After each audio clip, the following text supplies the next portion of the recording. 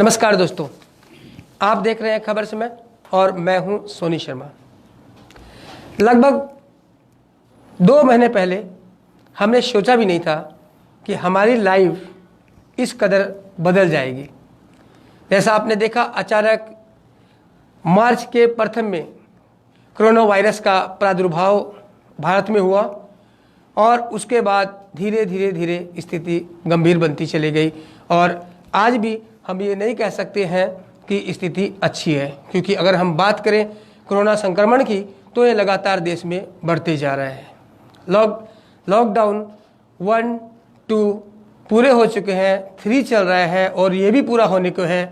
और ऐसी स्थिति में अब आगे क्या होगा, क्योंकि लगातार लॉकडाउन जारी रहना भी देश के लिए कोई बहुत अच्छी बात नहीं हो सकती है, बहुत अच्छा संदेश नहीं जा रहा है।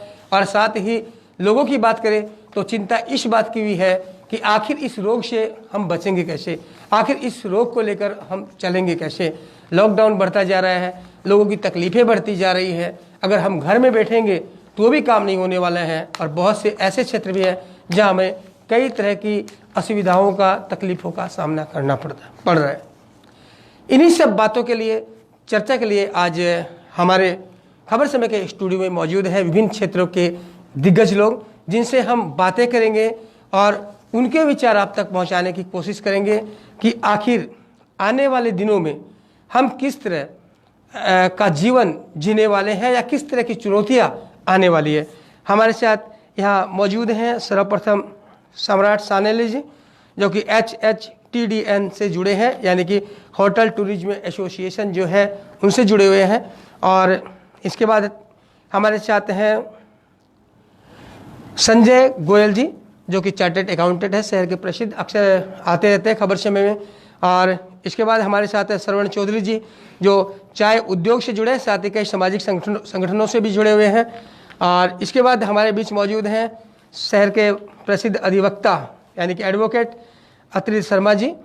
और इनके बाद सुकांत घोष, प्रिंसिपल DPS डागापुर, हमारे साथ मौजूद हैं। इनके साथ भी हम बातें करेंगे, बहुत से ज्वलंत मुद्दे हैं।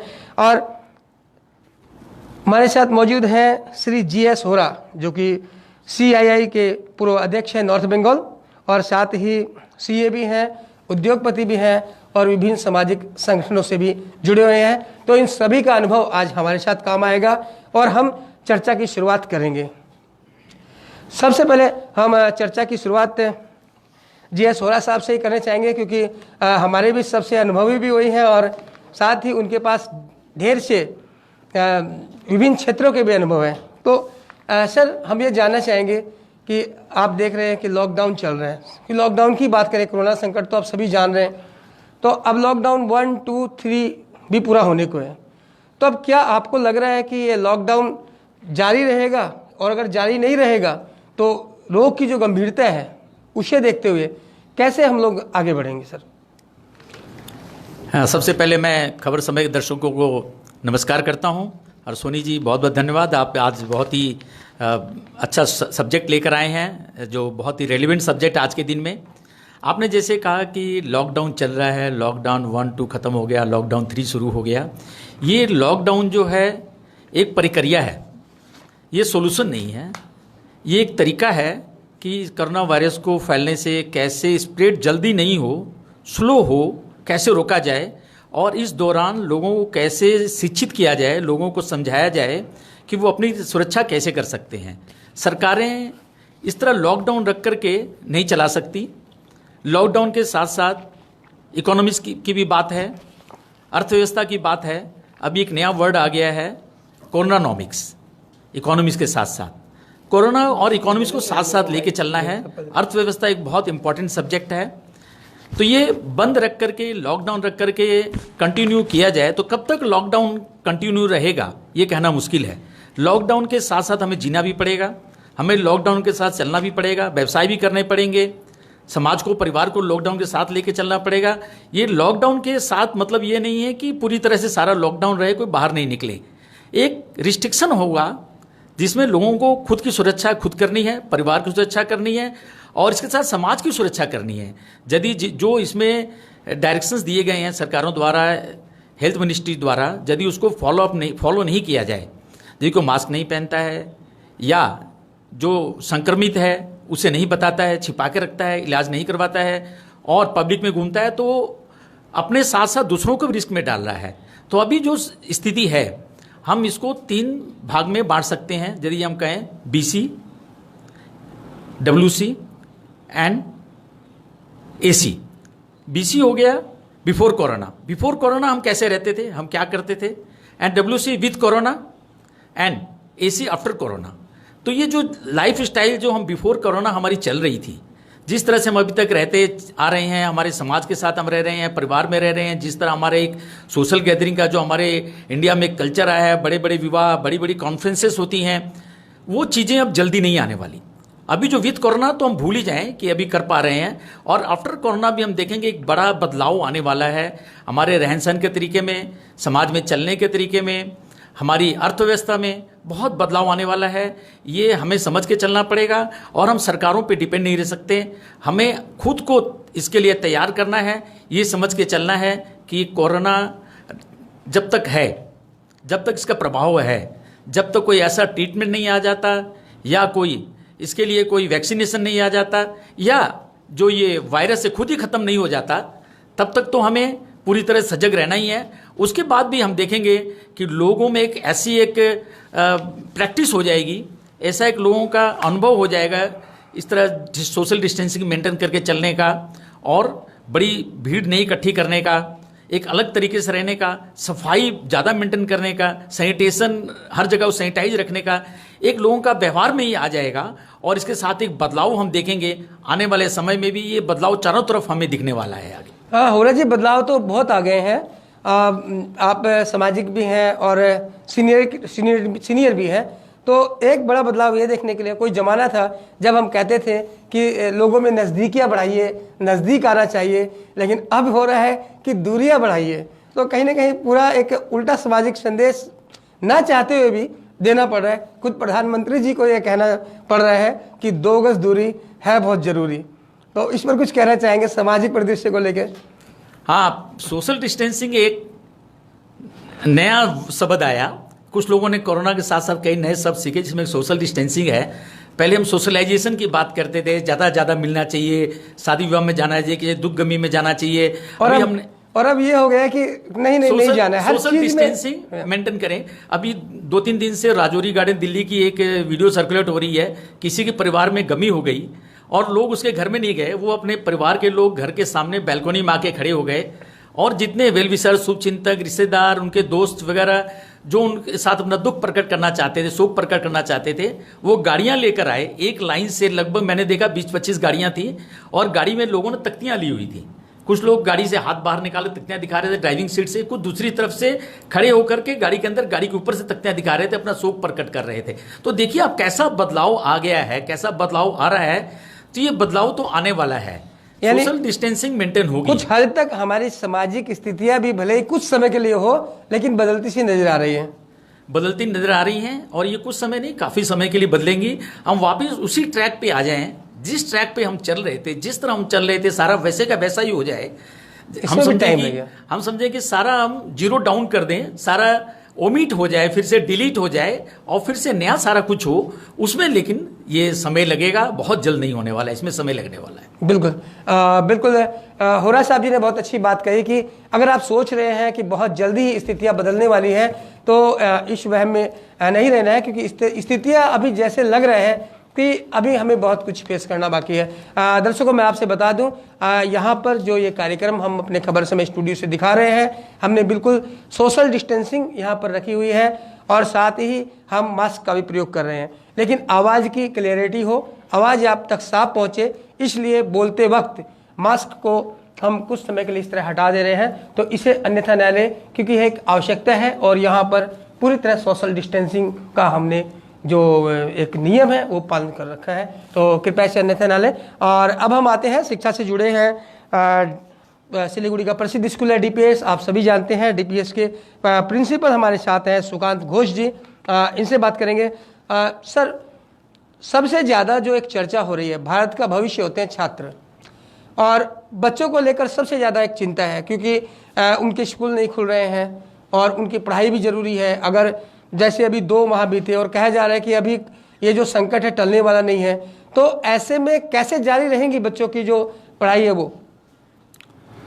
पहले तो मैं खबर समय का सभी दर्शकों को मेरा नमस्कार, और मैं आभारी हूँ खबर समय हमको बुलाया ये डिस्कशन में पार्टिसिपेट करने के लिए।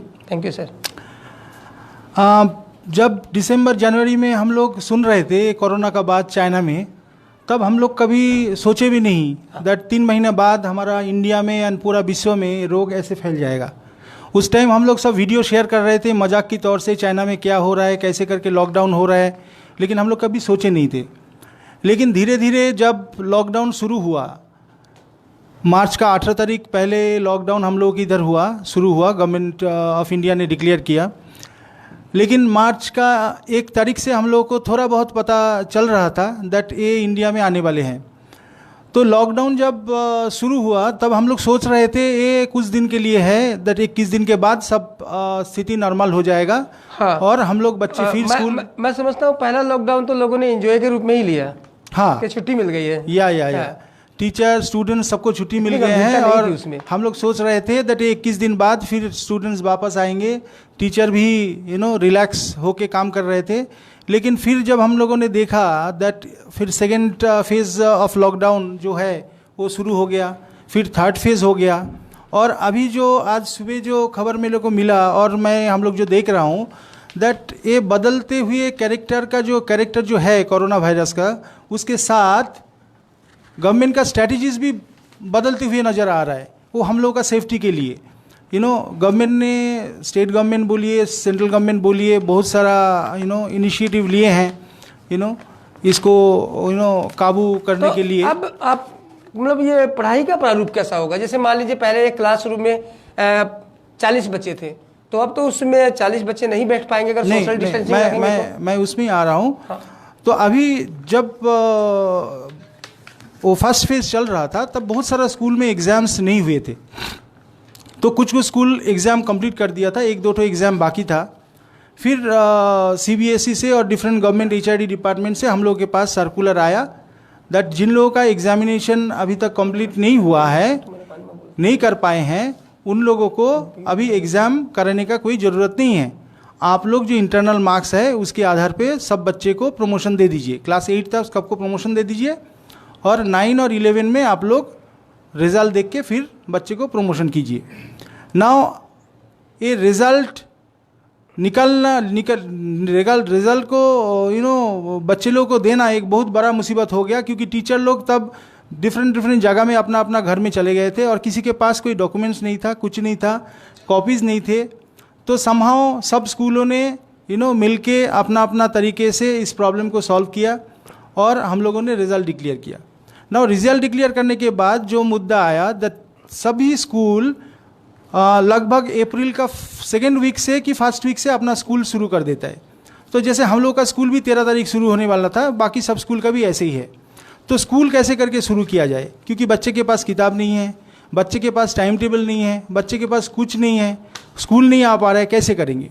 और ज़्यादातर स्कूल में जो सिलीगुड़ी का है, हम लोग के पास जो डिजिटल प्लेटफॉर्म है वो हम लोग के पास नहीं था। कभी हम लोगों ने सोचा भी नहीं था दैट ऐसा दिन आएगा जो हम लोगों को थ्रू व्हाट्सएप और थ्रू यूट्यूब और थ्रू मोबाइल हम लोगों को बच्चे को कनेक्ट करना पड़ेगा और पढ़ाई कराना पड़ेगा। लेकिन हम आभारी हूँ सब टीचर का, पूरा टीचिंग कम्युनिटी का।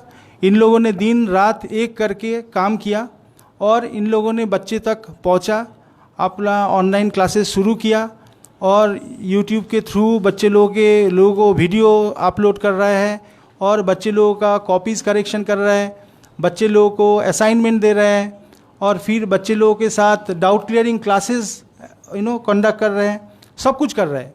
लेकिन बात है जब खोलेंगे इसके बाद, जैसे स्टेट गवर्नमेंट में 30 जून तक पूरी बंद कर दिया है स्कूल, और जो मास गैदरिंग का बात हो रहा है जिधर से ये कोरोना वायरस फैल सकता है, वो सबसे ज़्यादा संभावना है स्कूल में।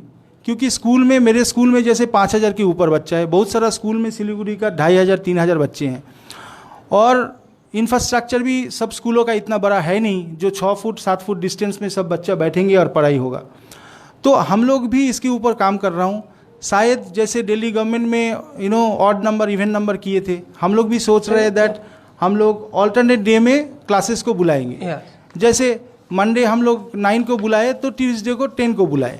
और जितना सारा बच्चे हैं सभी स्कूलों में, बच्चा तो 40 के ऊपर ही है एक एक क्लास में, उन लोगों को हम 2 क्लासरूम में बिठाएंगे, नया तरह से टाइम टेबल बनाएंगे और सोशल डिस्टेंसिंग को ध्यान में रखते हुए और सैनिटाइजेशन तो का यानी सर आप लोग तैयार हैं कि अगर लॉकडाउन खुलता है तो स्कूल आप लोग लगाना शुरू कर देंगे?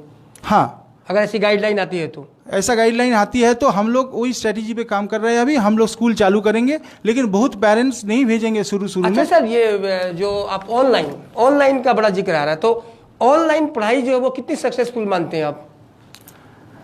देखिए हम लोग के पास तो अभी सभी लोग मानसिक रूप से इसके लिए तैयार नहीं है। हो सकता है टीचर तैयार हो जाए, जो बच्चे हैं उन्हें भी इस बात का बिल्कुल अनुभव नहीं है कि ऑनलाइन क्या होता है। संक्षेप में सर। एक्चुअली देखिए ऑनलाइन बिना अभी हम लोग के पास कोई उपाय है नहीं, क्योंकि हम लोग बच्चे के पास डायरेक्ट पहुंच नहीं सकते हैं। और मैं ये भी मानता हूँ बहुत सारा स्कूल में, गवर्नमेंट स्कूल में और अदर स्कूल्स में वो सब टेक्नोलॉजिकल सपोर्ट टीचर के पास भी नहीं है और बच्चे के पास भी नहीं है। बहुत सारा टीचर के पास लैपटॉप भी नहीं है, वो लोग मोबाइल में रिकॉर्डिंग करके बच्चे तक पहुंच रहा है। नेटवर्क का इश्यूज़ है, बहुत सारा चीज़ है। लेकिन आगे जैसे थोड़ा दिन के लिए जब भी खुलेंगे तब बच्चे से शुरू करके सबको ये सिग्नल तो अभी चला गया है दैट अभी पढ़ाई का एक ही मेन वो है दैट ऑनलाइन टीचिंग।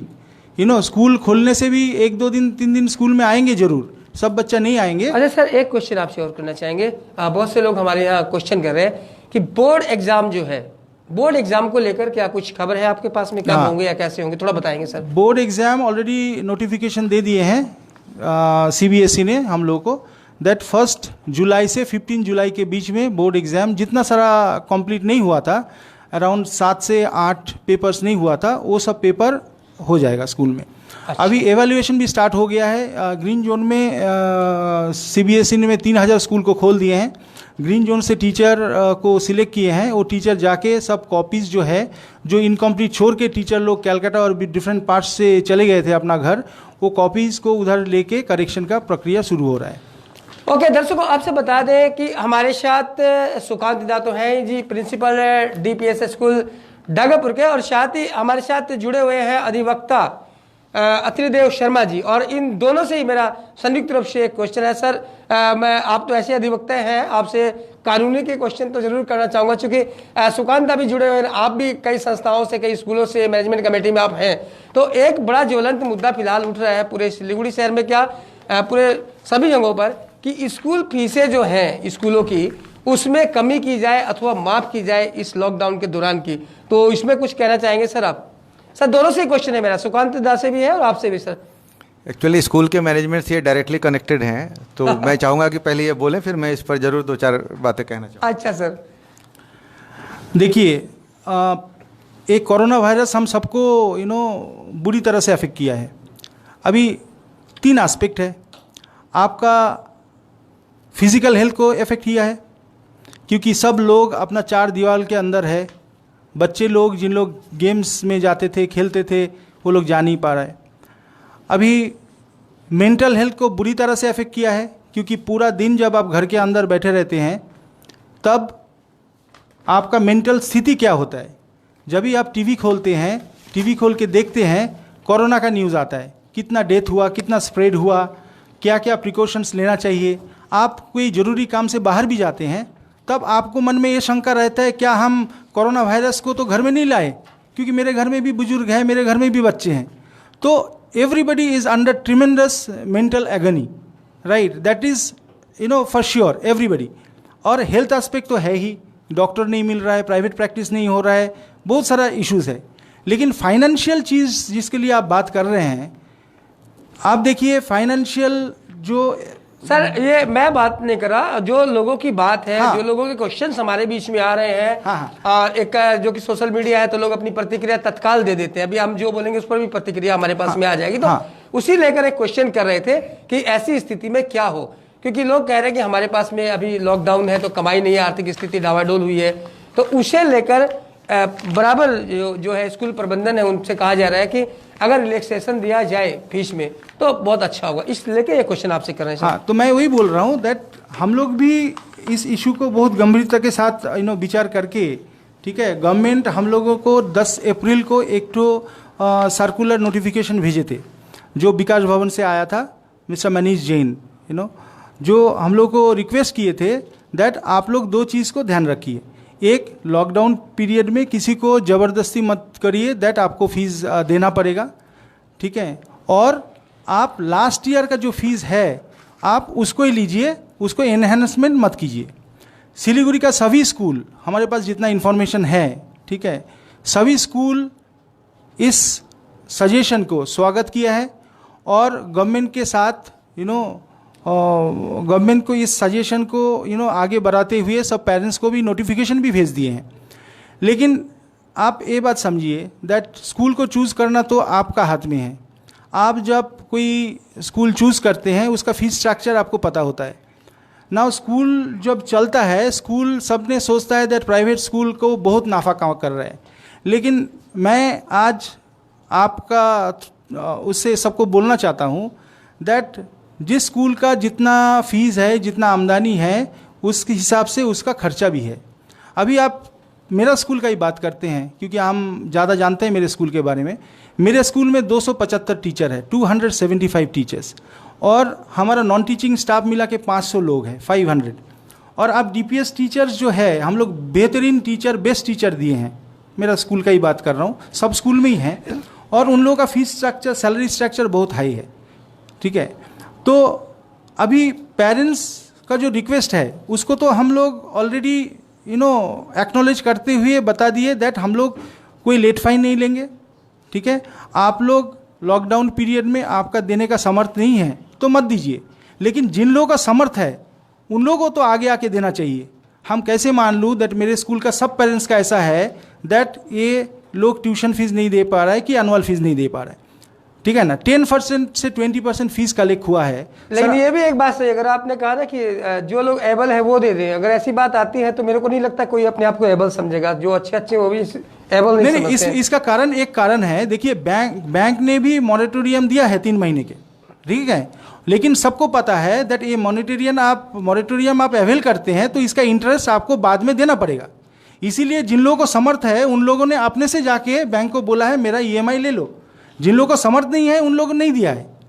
लेकिन हम लोगों में क्या प्रॉब्लम हो रहा है, देखिए मैनेजमेंट के लिए तो अभी 500 लोगों को 2-3 महीना ऐसा सैलरी देना संभव नहीं है, क्योंकि जब स्कूल शुरू करते हैं उसके लिए उन लोगों ने लोन लेके रखा है, अदर एक्सपेंसेस है। हम लोग नया चीज़ शुरू करते हैं, आप विश्वास नहीं करेंगे, इस बार जैसे हम लोग मार्शल आर्ट कराते हैं, ठीक है, स्मार्ट क्लासेस कराते हैं, इस बार हम लोग रोबोटिक्स शुरू कर रहे थे। रोबोटिक्स के लिए हम लोग 3 लैब सेटअप किए, ठीक है, और इतना एक्सपेंसेस है। रोबोटिक्स सिखाएंगे, आर्टिफिशियल इंटेलिजेंस सिखाएंगे। अभी हम लोग के पास फीस नहीं आ रहा है। टीचर भी हम तो बीच में हैं, हमको मैनेजमेंट का भी सुनना पड़ता है, पेरेंट्स का भी सुनना पड़ता है, टीचर का भी सुनना पड़ता है, क्योंकि all of them are stakeholders. Now teacher मेरे को बोल रहा है सर हम काम कैसे कंटिन्यू करूँ, मेरे घर में ऐसा प्रॉब्लम है, मेरे पास सैलरी नहीं है। मैनेजमेंट बोलता है हम सैलरी कैसे दूँ, मेरे पास 10% फीस आया है, ठीक है, और पेरेंट्स बोलता है हम कैसे करके फीस दूँ, मेरा दुकान बंद है। मैंने तो मान लिया जिसका छोटा उद्योग है, जो इंडस्ट्रियलिस्ट नहीं है कि बड़ा बिजनेसमैन नहीं है, उन लोगों के लिए मैं समझ लेता हूँ। लेकिन जो स्टेट और सेंट्रल गवर्नमेंट एम्प्लॉई में घर में बैठ के अपना सैलरी मिल रहा है, ठीक है, जो गवर्नमेंट एडेड स्कूल्स है, बाकी लोग है, सबको तो गवर्नमेंट आगे आके अपना सैलरी दे रहा है। लेकिन हम लोगों का जो 3000 जो प्राइवेट टीचर्स है उन लोगों के लिए कौन बात आगे रखेगा, तो उसके बाद तो हम लोगों को ही करना पड़ेगा।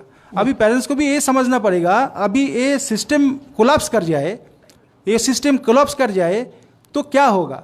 गवर्नमेंट स्कूलों में क्या हम लोग इतना बच्चे को पढ़ाई करा पाएंगे, हम लोग काम कराएंगे कैसे, हम टीचर से काम ले एज अ हेड, जब हमारा टीचर को हम सैलरी नहीं दे पा रहा हूँ, और मैनेजमेंट 1 महीना दे देंगे, 2 महीना दे देंगे, कितना दिन देंगे मैनेजमेंट। बिल्कुल सर, आपकी बात से हम इत्तेफाक रखते हैं। चर्चा बहुत लंबी है और हम आगे मौका देना चाहेंगे। अत्रि देव जी हमारे साथ हैं। सर आपका क्या विचार है इस विषय पर, स्कूल वाले मुद्दे पे? हाँ सर, पहले तो स्कूल से ही शुरुआत करते हैं, फिर चलेंगे आगे की तरफ। बहुत से हमारे पास अभी भी अतिथि बैठे, सबसे ही बातें करनी है।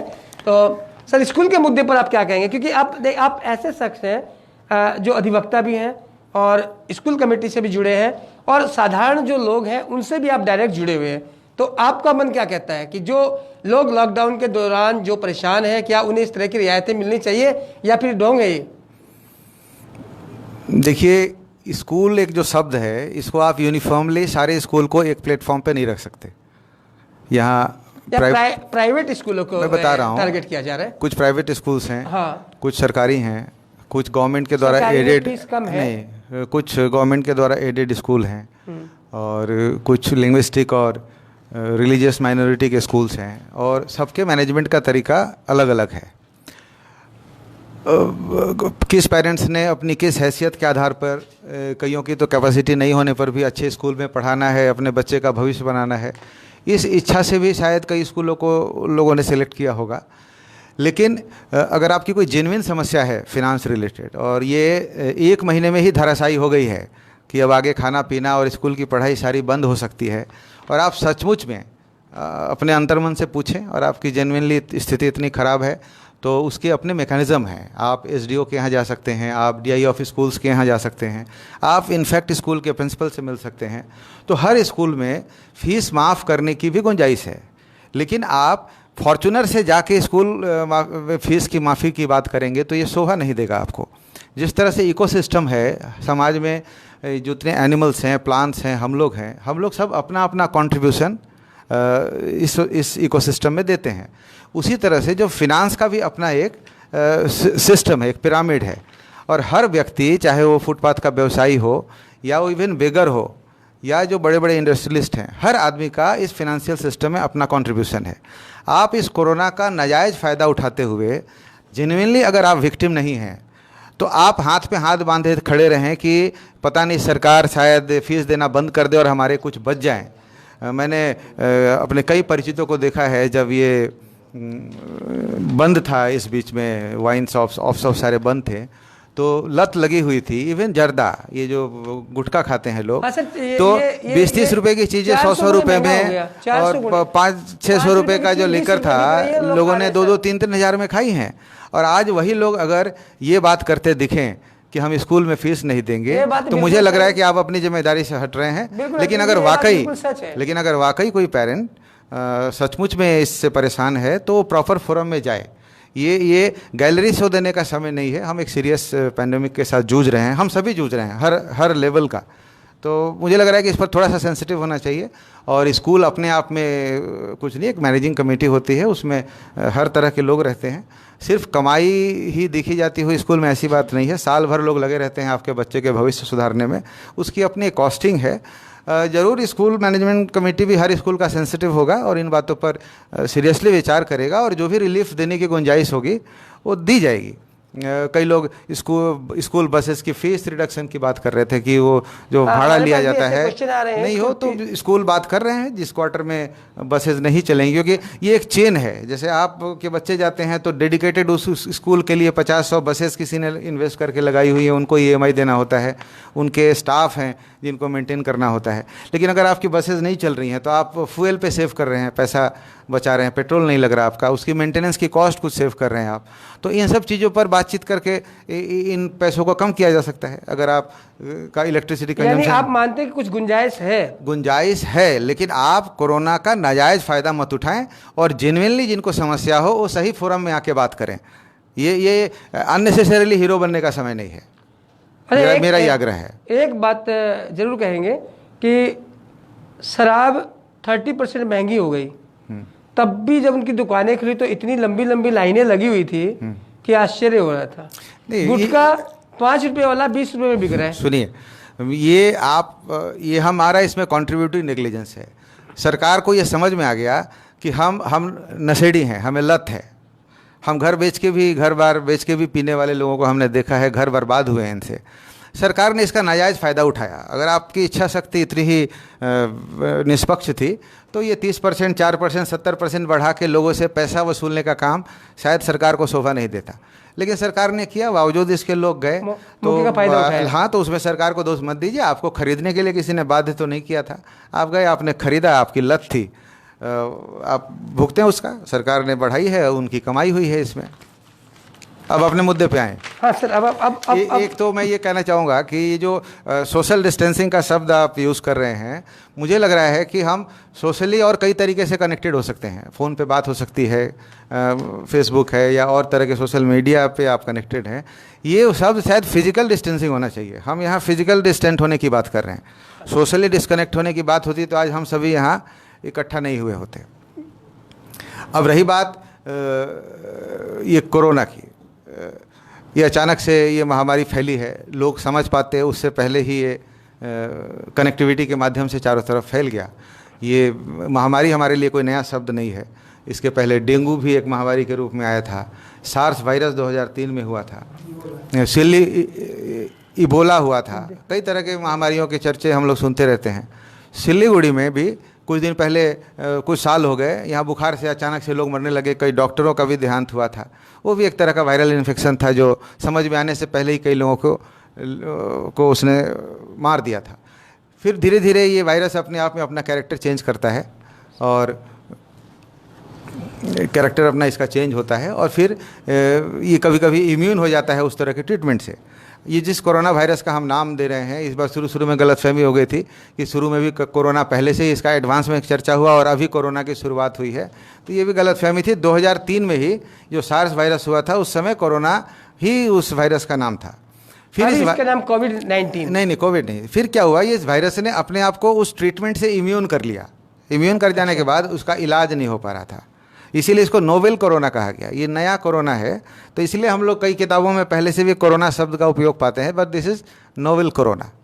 और इस वायरस को लेके इतना पैनिक इसलिए हुआ कि ये एक रेस्पिरेटरी वायरल पैंडेमिक हुआ।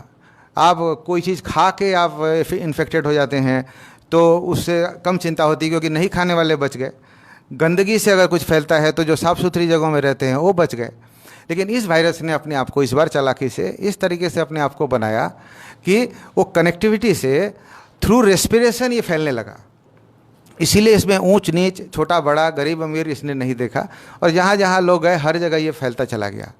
अब एक ऐसे देश में हम बैठे हुए हैं, आज अमेरिका, इटली और जर्मनी की बात आप मत करें, हमारे देश में जहाँ आधे से ज़्यादा की जनसंख्या बीपीएल के नीचे है, हमारे यहाँ 70% लोगों को साफ़ पीने का पानी नहीं मिलता, यहाँ अनाहार के कारण लोग मरते हुए देखे जाते हैं, रोड एक्सीडेंट में इतनी मौत होती है, मलेरिया, टीबी से यहाँ इलाज के बिना लोग मर जाते हैं। वहाँ आप कोरोना के इलाज की बात ही क्या करते हैं। अभी तो इसका कोई ट्रीटमेंट ही शायद अभी ईजाद नहीं हुआ है और अगर इसका कुछ टीका निकल भी गया, कोई इसका ट्रीटमेंट आ भी गया, तो मुझे लगता है कि 1.5-2 साल तो लग जाएंगे आपकी बगल वाली दुकान में आते आते। फिर पता नहीं इसका जो आफ्टर इफेक्ट है, जो बीमार हो रहे हैं उनको वेंटिलेशन की रिक्वायरमेंट हो रही है और ऑन एन एवरेज आप सरकारी अस्पतालों में वेंटिलेशन की कितनी व्यवस्था है भगवान ही जाने, लेकिन एक 15-20-25 हज़ार रुपये रोज़ की व्यवस्था है। तो आप आम आदमी का नाम लेकर इस ट्रीटमेंट की बात ही नहीं कर सकते। हमें कहीं ना कहीं ये मान लेना चाहिए कि सरकार कुछ नहीं करेगी, क्योंकि हमारे यहाँ तो पब्लिक हेल्थ सिस्टम ही पूरा टूटा हुआ है। हम में से कितने लोग सरकारी अस्पतालों में इलाज प्रेफर करते हैं, पैसा हो या नहीं हो, घर के गहने बेच के भी इलाज करवाते लोग देखे जाते हैं, लेकिन वो अच्छी जगहों में इलाज कराना प्रेफर करते हैं क्योंकि आप अपने जिस व्यक्ति का इलाज करा रहे हैं उसको आप प्यार करते हैं, आप चाहते हैं कि अच्छी से अच्छी चिकित्सा हो। तो हमारे यहाँ सरकार की जिम्मेदारी की जब बात आती है तो एजुकेशन सरकार को देना था, जो अच्छा नहीं है तो हम कहीं और ढूंढते हैं। इंफ्रास्ट्रक्चर सरकार का काम है तो कितना अच्छा है वो आप देख रहे हैं। तो हमें तो कोई भी सुविधा जो सरकार से मिलनी चाहिए मिलती नहीं है, लेकिन हम तो कान में तेल डाले बैठे थे क्योंकि हमको कोई दिक्कत नहीं हो रही थी, समाज से इफेक्ट होने वाली कोई बात नहीं थी क्योंकि हमें सब कुछ ठीक मिल रहा था। अचानक से अब ये स्थिति आई है तो सरकार भी तो परेशान है कि हम अब अचानक से हमारा तो कोई इंफ्रास्ट्रक्चर ही नहीं इसमें ट्रीटमेंट करने का। अच्छा सर, ये न्यायपालिका का काम इससे कितना बाधित हो रहा है? ये जो कोरोना वायरस है, लॉकडाउन है, उसके बाद कोर्ट बंद चल रही है, कैदी लोग हैं, उनका मामले की सुनवाई नहीं हो पा रही है। समस्या ये है कि ये वायरस ना अमीरों से डर रहा है, न मंत्रियों से डरता है, न जज साहब से डरता है, ये सबको इन्फेक्ट कर रहा है। मौत की डर तो सबको है, तो जैसे ही बात आ गई कि यहाँ आ सकता है तो इसके डर से सारे लोग घर में बैठ गए। अब आप वीडियो कॉन्फ्रेंसिंग की बात करते हैं, 80-90% वकीलों के पास वीडियो कॉन्फ्रेंसिंग की सुविधा नहीं है, आप हियरिंग नहीं कर सकते। जो अंदर थे, सुप्रीम कोर्ट के आदेश पर 7 वर्षों तक सजा वाली जिन धाराओं में जो लोग थे उनको पैरोल पे छोड़ा गया है या उनको बेल दे दी गई है इंटरिम। आने वाले समय में क्या होगा किसी को कुछ पता नहीं है। जहाँ तक सरकार के पास भी कोई रास्ता नहीं है। आप किसी का पेट खराब हो जाए तो आप उसको खाना देना बंद कर दे, ये इलाज कभी नहीं हो सकता। हम लोग सरकार की मजबूरी समझते हैं। आज उनको लगा कि हम घर से बाहर नहीं निकलेंगे तो ये बीमारी कम फैलेगी, लेकिन आज कहाँ कम फैली है। जिस दिन ये लॉकडाउन हुआ था उस समय 500 इन्फेक्टेड लोग थे और 10 लोगों की मौत हुई थी। आज आप 60,000 के पार हैं, 2,000 से ज़्यादा मर चुके हैं। हो सकता है कि लॉकडाउन नहीं होता तो और ज़्यादा इसकी संख्या बढ़ सकती कई गुना हो थी, सकती, लेकिन बिल्कुल किसी भी हालत में ये इलाज नहीं है। हमारे यहाँ गरीबों की संख्या इतनी ज़्यादा है, आम लोग जो हर महीने काम करके अपना गुजारा करते हैं, इनके सर्वाइवल पर तो बात आ गई ना कि ये कैसे ज़िंदा रहेंगे और कितने दिनों तक। अगर ये बात तय हो जाती कि अगर 2 महीना और बंद रहने से कोरोना का एक्सपायर हो जाएगा टाइम और फिर कोरोना ख़त्म हो जाएगा, तो लोग किसी तरीके से बचने की कोशिश करते। तो ये एक तो इंडेफिनिट पीरियड तक चलने वाली बात है। हमें कहीं ना कहीं जिस तरीके से भी हमें इलाज का इंतज़ार अब नहीं करना चाहिए, क्योंकि हम उतने दिन खुद सर्वाइव नहीं कर पाएंगे। आज 1.5-2 साल सारी दुकानें बंद हो जाएंगी, सारी इकोनॉमी और सारे चेन से कनेक्टेड हैं। अगर दुकान का मालिक बंद कर देता है तो उसके एम्प्लॉय बेकार हो जाते हैं, फिर उनको काम कहीं नहीं मिलेगा, सारी इन्वेस्टमेंट जीरो हो जाएगी। तो सरकार के भरोसे कुछ भी नहीं होने वाला है। ये सब ऑर्नामेंटल काम चल रहा है, जो डेकोरेशन है। और इसके साथ साथ एक चीज़ और है कि आपने देखा होगा कि हम कितने उन्मुक्त थे, हाँ, हम कितने लिबरल लग रहे थे। अचानक से ये जो रिस्ट्रिक्शन के नाम पर जो कार्रवाई हो रही है, हम जो गलती कर रहे हैं उस पर हमें सज़ा नहीं देके हमें और अवेयर करके हमें बाहर आना पड़ेगा और हमें इस वायरस के साथ कैसे अपने फॉर्मेट को चेंज करना है, अपनी लाइफ स्टाइल को चेंज करना है, अपने बिजनेस के तरीक़ों को चेंज करना है, इस पर वर्कआउट करते हुए खुद आगे बढ़ के निकल के आना पड़ेगा। हम इंतज़ार नहीं करें, क्योंकि आने वाले 1-1.5 साल में मुझे नहीं लगता कि ये दवाई उपलब्ध होने वाली है कोरोना से संबंधित। तो हम अब इसके साथ रहते हुए करें, ऊपर वाले से दुआ करें कि ये अपने आप में थोड़ा सा कमज़ोर हो जाए या हम इतने इम्यून हो जाएं कि हमें इस कोरोना वायरस से कोई नुकसान नहीं हो। लेकिन जब तक आप इस कोरोना से मुक्त होंगे, तब तक अगर आप दाने दाने के मोहताज हो जाए, आपका बिजनेस बंद हो जाए, सब कुछ हो जाए, तो फिर मिडिल क्लास की तो समस्या है कि भीख भी नहीं मांग सकता।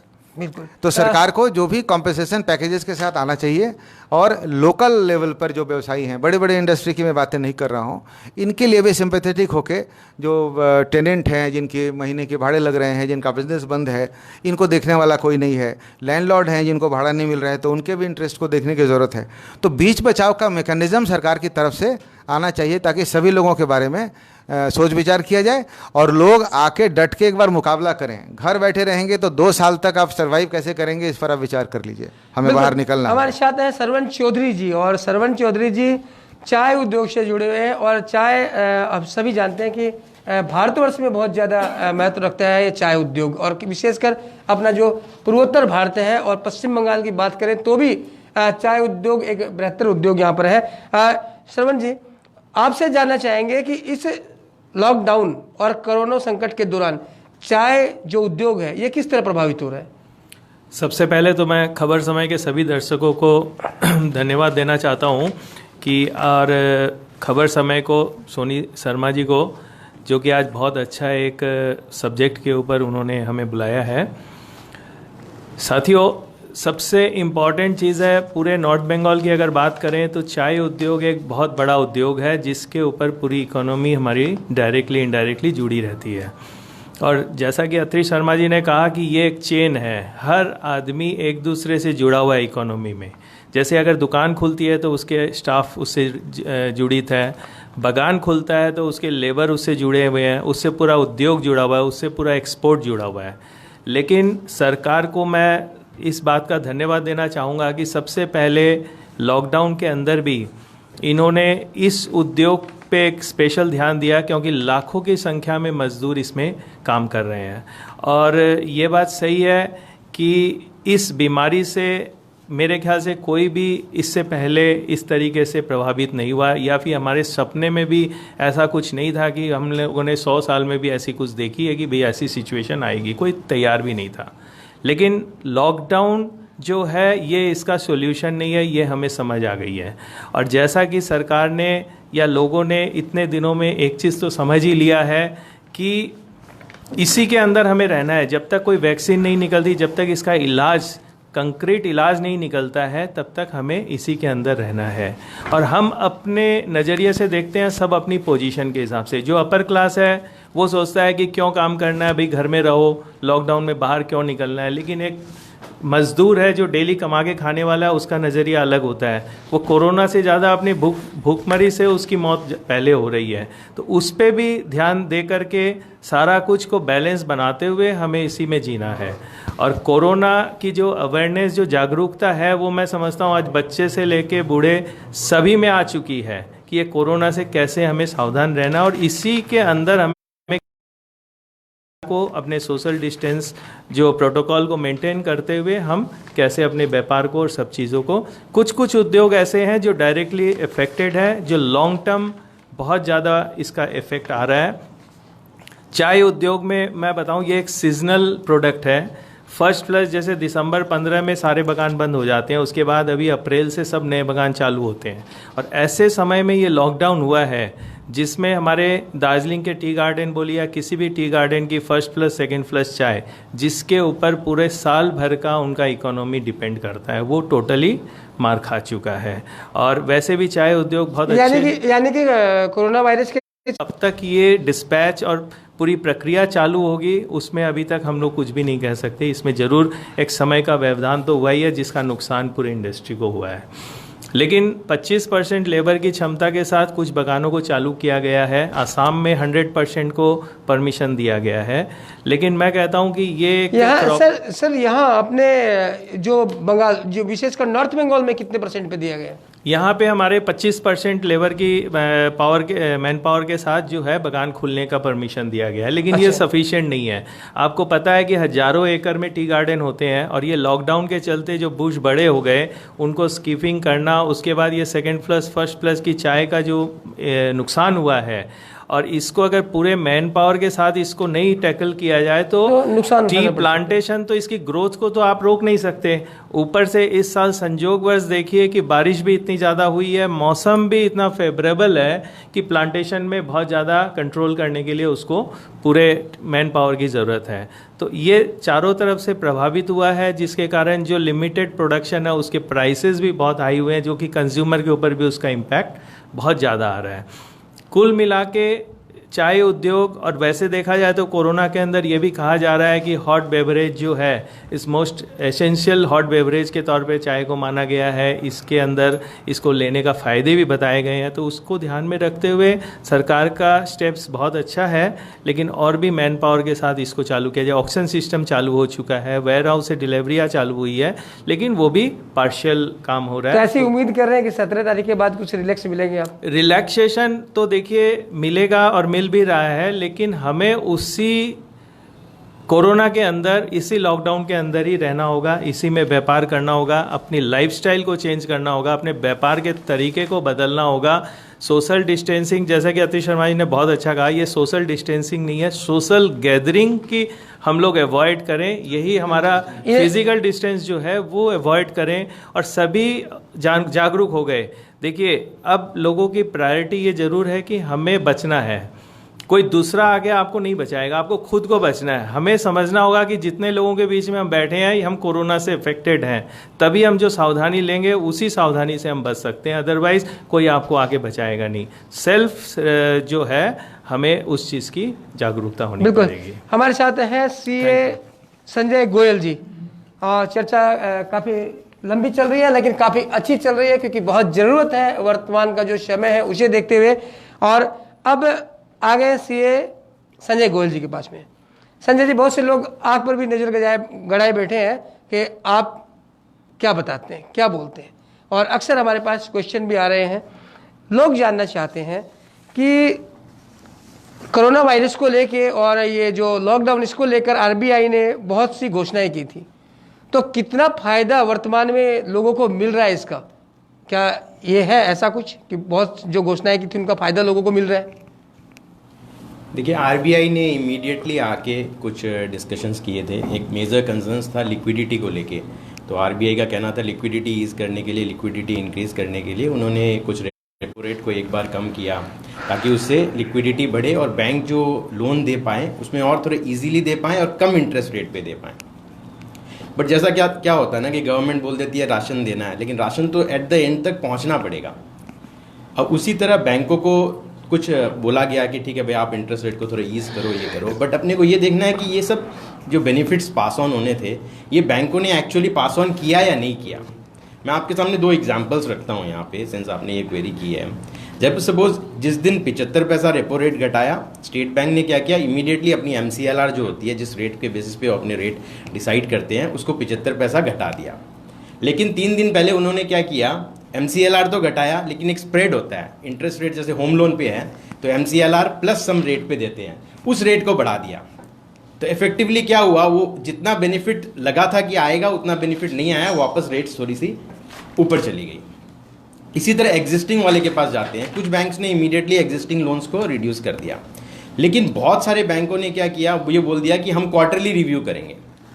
मतलब आपकी अगर इंटरेस्ट रेट्स है तो वो इंटरेस्ट रेट रिव्यू होगी जून के एंड में, मतलब जुलाई से आपको एक इफेक्ट मिलेगा। तो ये भी बहुत सारे बैंकों ने पास ऑन नहीं किया। तो मेरा कहना है कि बैंकों को भी थोड़ा सा ये समझना पड़ेगा, जब ऑनरेबल प्राइम मिनिस्टर बोल रहे हैं जान है तो जहान है, तो bank is a very important part two support the entire economy. तो बैंकों को यहाँ समझना पड़ेगा कि उनको भी एक रिस्पॉन्सिबिलिटी लेनी पड़ेगी।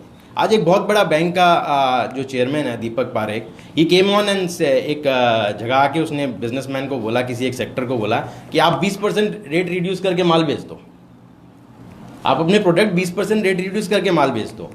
तो मैं उनसे ये जानना चाहूंगा कि आप तो बोल दिए 20%, आरबीआई जो आपको जो बेनिफिट पास ऑन करिए वो तो आप टाइमली पास करो, पहले बिजनेस कम्युनिटी को इंटरेस्ट रेट तो टाइमली पास करो। आप भी एक रिस्पॉन्सिबिलिटी लो कि आप भी प्रॉफिट मत करो एक पर्टिकुलर पीरियड टाइम में, आप लोअर रेट में फंडिंग करो। बट यहाँ क्या है ना कि हम अपनी ये देखने पड़ेगा, बैंकिंग को बहुत बढ़िया से रेगुलेट करना पड़ेगा गवर्नमेंट को। आज जिस तरह की सिचुएशन में चल रही है, बिजनेसेस के ऊपर बहुत बड़ा एक एलिमेंट है इंटरेस्ट का। मॉरेटोरियम मिला, 3 महीना तक आपको इंटरेस्ट नहीं देना है, ठीक है, आप ऑप्ट कर सकते हैं उस ऑप्शन के लिए, 3 महीना बाद तो देना है, इंटरेस्ट पे इंटरेस्ट देना है आपको। तो ये कॉस्ट तो उसके ऊपर है ही ना। यहाँ पे आपको थोड़ा सा ईज करना पड़ेगा। बिजनेसेस को लिक्विडिटी प्रॉब्लम है, आपको कुछ अपने कोलैटरल्स में देना पड़ेगा, उसको लोन ज़्यादा चाहिए तो कोलैटरल वाली जो आपकी इश्यू है कि आपको मॉर्गेज प्रॉपर्ली देना, वहाँ थोड़े से ईज करना पड़ेगा। इंटरेस्ट रेट में बैंकों को खुद भी आके अपने तरफ से कुछ एडेड एडवांटेज देने पड़ेंगे इस चीज़ को लेकर। अच्छा, वर्क फ्रॉम होम, इसके बारे में कुछ बताएंगे? बड़ा आजकल अभी ये चला हुआ है लॉकडाउन के दौरान, वर्क फ्रॉम होम। जैसे ही लॉकडाउन आया सब वर्क फ्रॉम होम हाँ, मैंने सुना नहीं था वर्क फ्रॉम होम। अभी तो ऐसा हो रहा है कि मेरे ख्याल से हम लोग प्रोफेशनल्स तो will become work from anywhere. हम लोग ट्राई कर रहे हैं इम्प्लीमेंट, बट देखिए ये एक टर्म बहुत अच्छा है, लेकिन हम लोग सब वर्क फ्रॉम होम करके देखे हैं। All professionals we understand it is not 100% to the kind of work from office. ये चीज़ को समझना पड़ेगा। आज इंडियन इकोनॉमी में यूथ बहुत बड़ा एक मिलेनियल्स जो बोलते हैं ना, 1980 से के बाद जो पैदा हुआ, वो बहुत बड़ा एक सेक्टर है। आज मिलेनियल्स को आप अगर घर पे छोड़ देंगे, बोलेंगे वर्क फ्रॉम होम, तो वाइफ हस्बैंड को बोलेगी आज रोटी तुम बना लो ना, वो सुबह से बेलना चालू कर देगा, 3-4 घंटा वो उसी में खराब कर देगा। तो इट इज़ नॉट दैट कि वर्क फ्रॉम होम इज अगर वर्क फ्रॉम होम ही अगर फुल प्रूफ होता तो अभी बाहर की इकोनॉमी है ना, वो अपने रेंटल्स बचा लेती, सब कुछ बचा के वो ऑलरेडी अभी वर्क फ्रॉम होम कर रहे हैं। आईटी सेक्टर में तो वर्क फ्रॉम होम हो ही सकता है।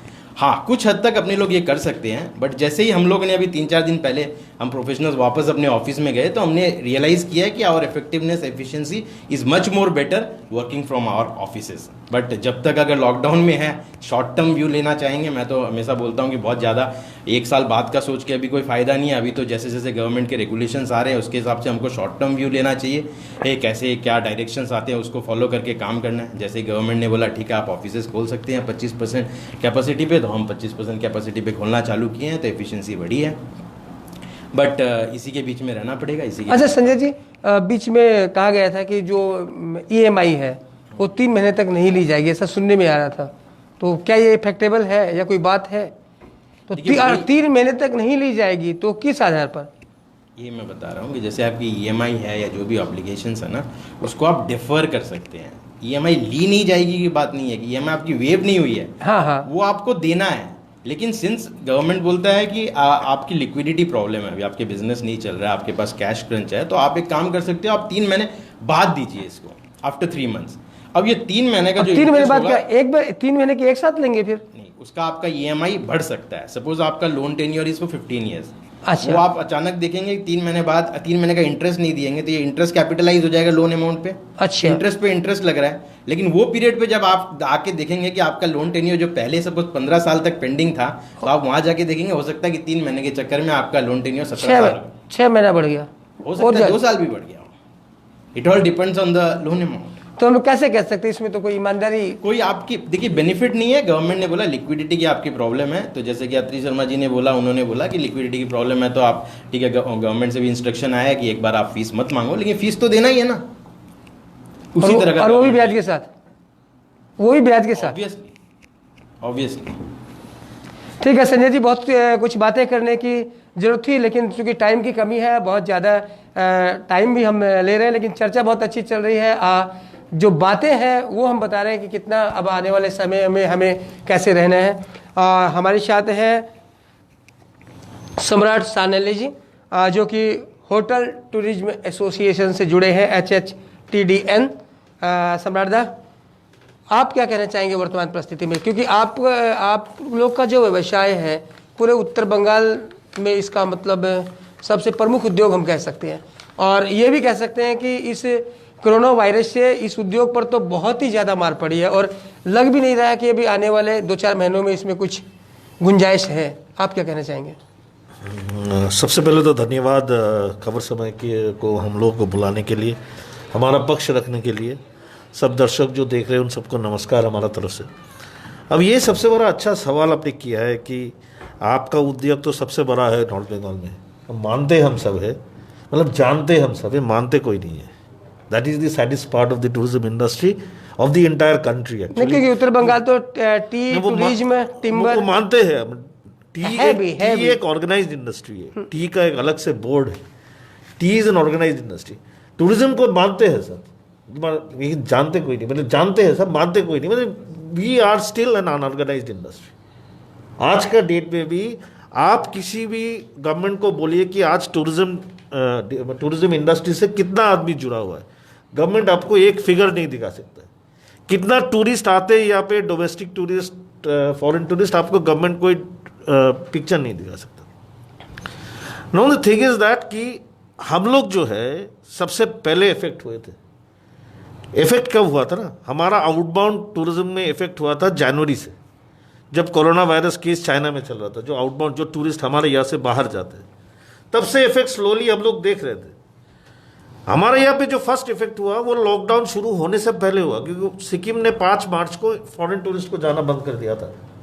11 मार्च को सिक्किम ने डोमेस्टिक टूरिस्ट की एंट्री बंद किया, 18 मार्च को दार्जिलिंग ने बंद किया, तब लॉकडाउन शुरू हुआ 23 मार्च में। बात वो नहीं है, उस समय हम लोग माने, क्योंकि ये इम्पोर्टेंट था कि बाहर से टूरिस्ट आएंगे, किसका क्या इन्फेक्शन है क्या नहीं है, safety precaution measures were very important, हम लोग मान भी ली। लेकिन हमारा इंडस्ट्री का सबसे बड़ा चीज़ का ना, आज सोचिए सर का जो स्कूल का जो industry, there is a word called virtual. Our students are actually learning through the virtual medium and it's a reality in the foreign countries, they are doing it in this way and it will may be in the coming days this will be a process. Atri Sharma ji का भी 80% अभी भी lawyers का ये नहीं है, लेकिन कहीं ना कहीं जगह पे वर्चुअल एक बात का संभावना है। टी इंडस्ट्री तो ऑलरेडी स्टार्ट हो चुका है, अब इसका 25% से 50% करने का ही है। आज हो भी गया, क्योंकि कल MIC, हाँ मेरे को पता था, कल MIC ने चिट्ठी भी लिखा था एक तो। आज अब संजय जी ने भी बोला है कि ना हमारे ना कोई दूर तक भी कोई संभावना नहीं दिख रहा है, and we are not even sure that what will be the longevity of the period. कितना दूर तक ये जाएगा, ये 1 साल होगा कि 2 साल होगा, किस हिसाब से हम लोग प्लान करेगा। आज हमारा नेशनल जो फेडरेशन बना है वो बोल रहा है कि 10 लाख करोड़ का ऑलरेडी लॉस हो चुका है, 10 लाख करोड़, 3.8 करोड़ जॉब में को, आज 5 करोड़ आदमी जुड़ा हुआ है इस इंडस्ट्री से, 3.8 करोड़ जॉब में go in the next 1 or 1.5 month. Can you imagine if 3.8 crores job goes, what effect it will, कितना इफेक्ट होगा इंडियन इकोनॉमी में। गवर्नमेंट को तभी पता चलेगा कि इंडस्ट्री कितना इंपॉर्टेंट है जब ये लॉसेस होगा। गवर्नमेंट को तभी पता चलेगा, क्योंकि गवर्नमेंट अभी भी सीरियस नहीं है कि ये एक बहुत बड़ा इंडस्ट्री है which is contribute to GDP at around 9.1%, and has been the largest employment industry in the last 1 year. And this is a fact. ये गवर्नमेंट का रिपोर्ट बोल रहा है, वर्ल्ड ट्रैवल टूरिज्म काउंसिल का रिपोर्ट बोल रहा है, UNWTO का रिपोर्ट, मैं नहीं बोल रहा हूँ। अब नॉर्थ बंगाल में आइए, कितना आदमी होटल से जुड़ा हुआ है। 3 एस्पेक्ट को देखिए, होटल, ट्रांसपोर्ट, उसके बाद हम लोग उन आदमी के साथ भूल ही जाते हैं जो टिकट करते हैं, और जो जुड़ा हुआ जैसे पोर्टर्स है, गाइड्स है, जो दिन आते दिन खाते। आज दार्जिलिंग में जाइए, जंक्शन में जाइए, वो भी टूरिज्म से जुड़ा हुआ है। एक टूरिस्ट आता है तो उसके साथ वो जुड़ा हुआ है। ये ग्राउंड लेवल तक इकोनॉमी जाता है। लेकिन अनफॉर्चुनेटली आज हमारे यहाँ पे करीबन 1 लाख से ऊपर का लोग डायरेक्टली एम्प्लॉयड है खाली टूरिज्म इंडस्ट्री में। नॉर्थ बंगाल का बोल रहा हूँ मैं, खाली सिक्किम जुड़ी उसके साथ। सो लुक एट दी, हम लोग अनुमानिक हिसाब लगा रहे कि 19 करोड़ का हम लोग लॉस कर चुका है जिस दिन से लॉकडाउन हुआ है। 19 करोड़ एवरी डे। आप आज कितना दिन हुआ? 48 days probably, if I am not wrong, this is the 48 day. तो आप इसको खाली मतलब जुड़ लीजिए कि कितना होता है 48 into 19 crores every day. So this will have a very long impact in the entire industry, this is a world phenomenon. But हम लोग क्या सोच रहे हैं कि every industry will probably live with corona. The the education department, the law में, the process में change, the team में change, but हमारा इंडस्ट्री जो है वो आने वाले दिन में सरवाइव कर पाएगा कि नहीं कर पाएगा, ये गवर्नमेंट को आने का सोचने का टाइम अभी आ गया।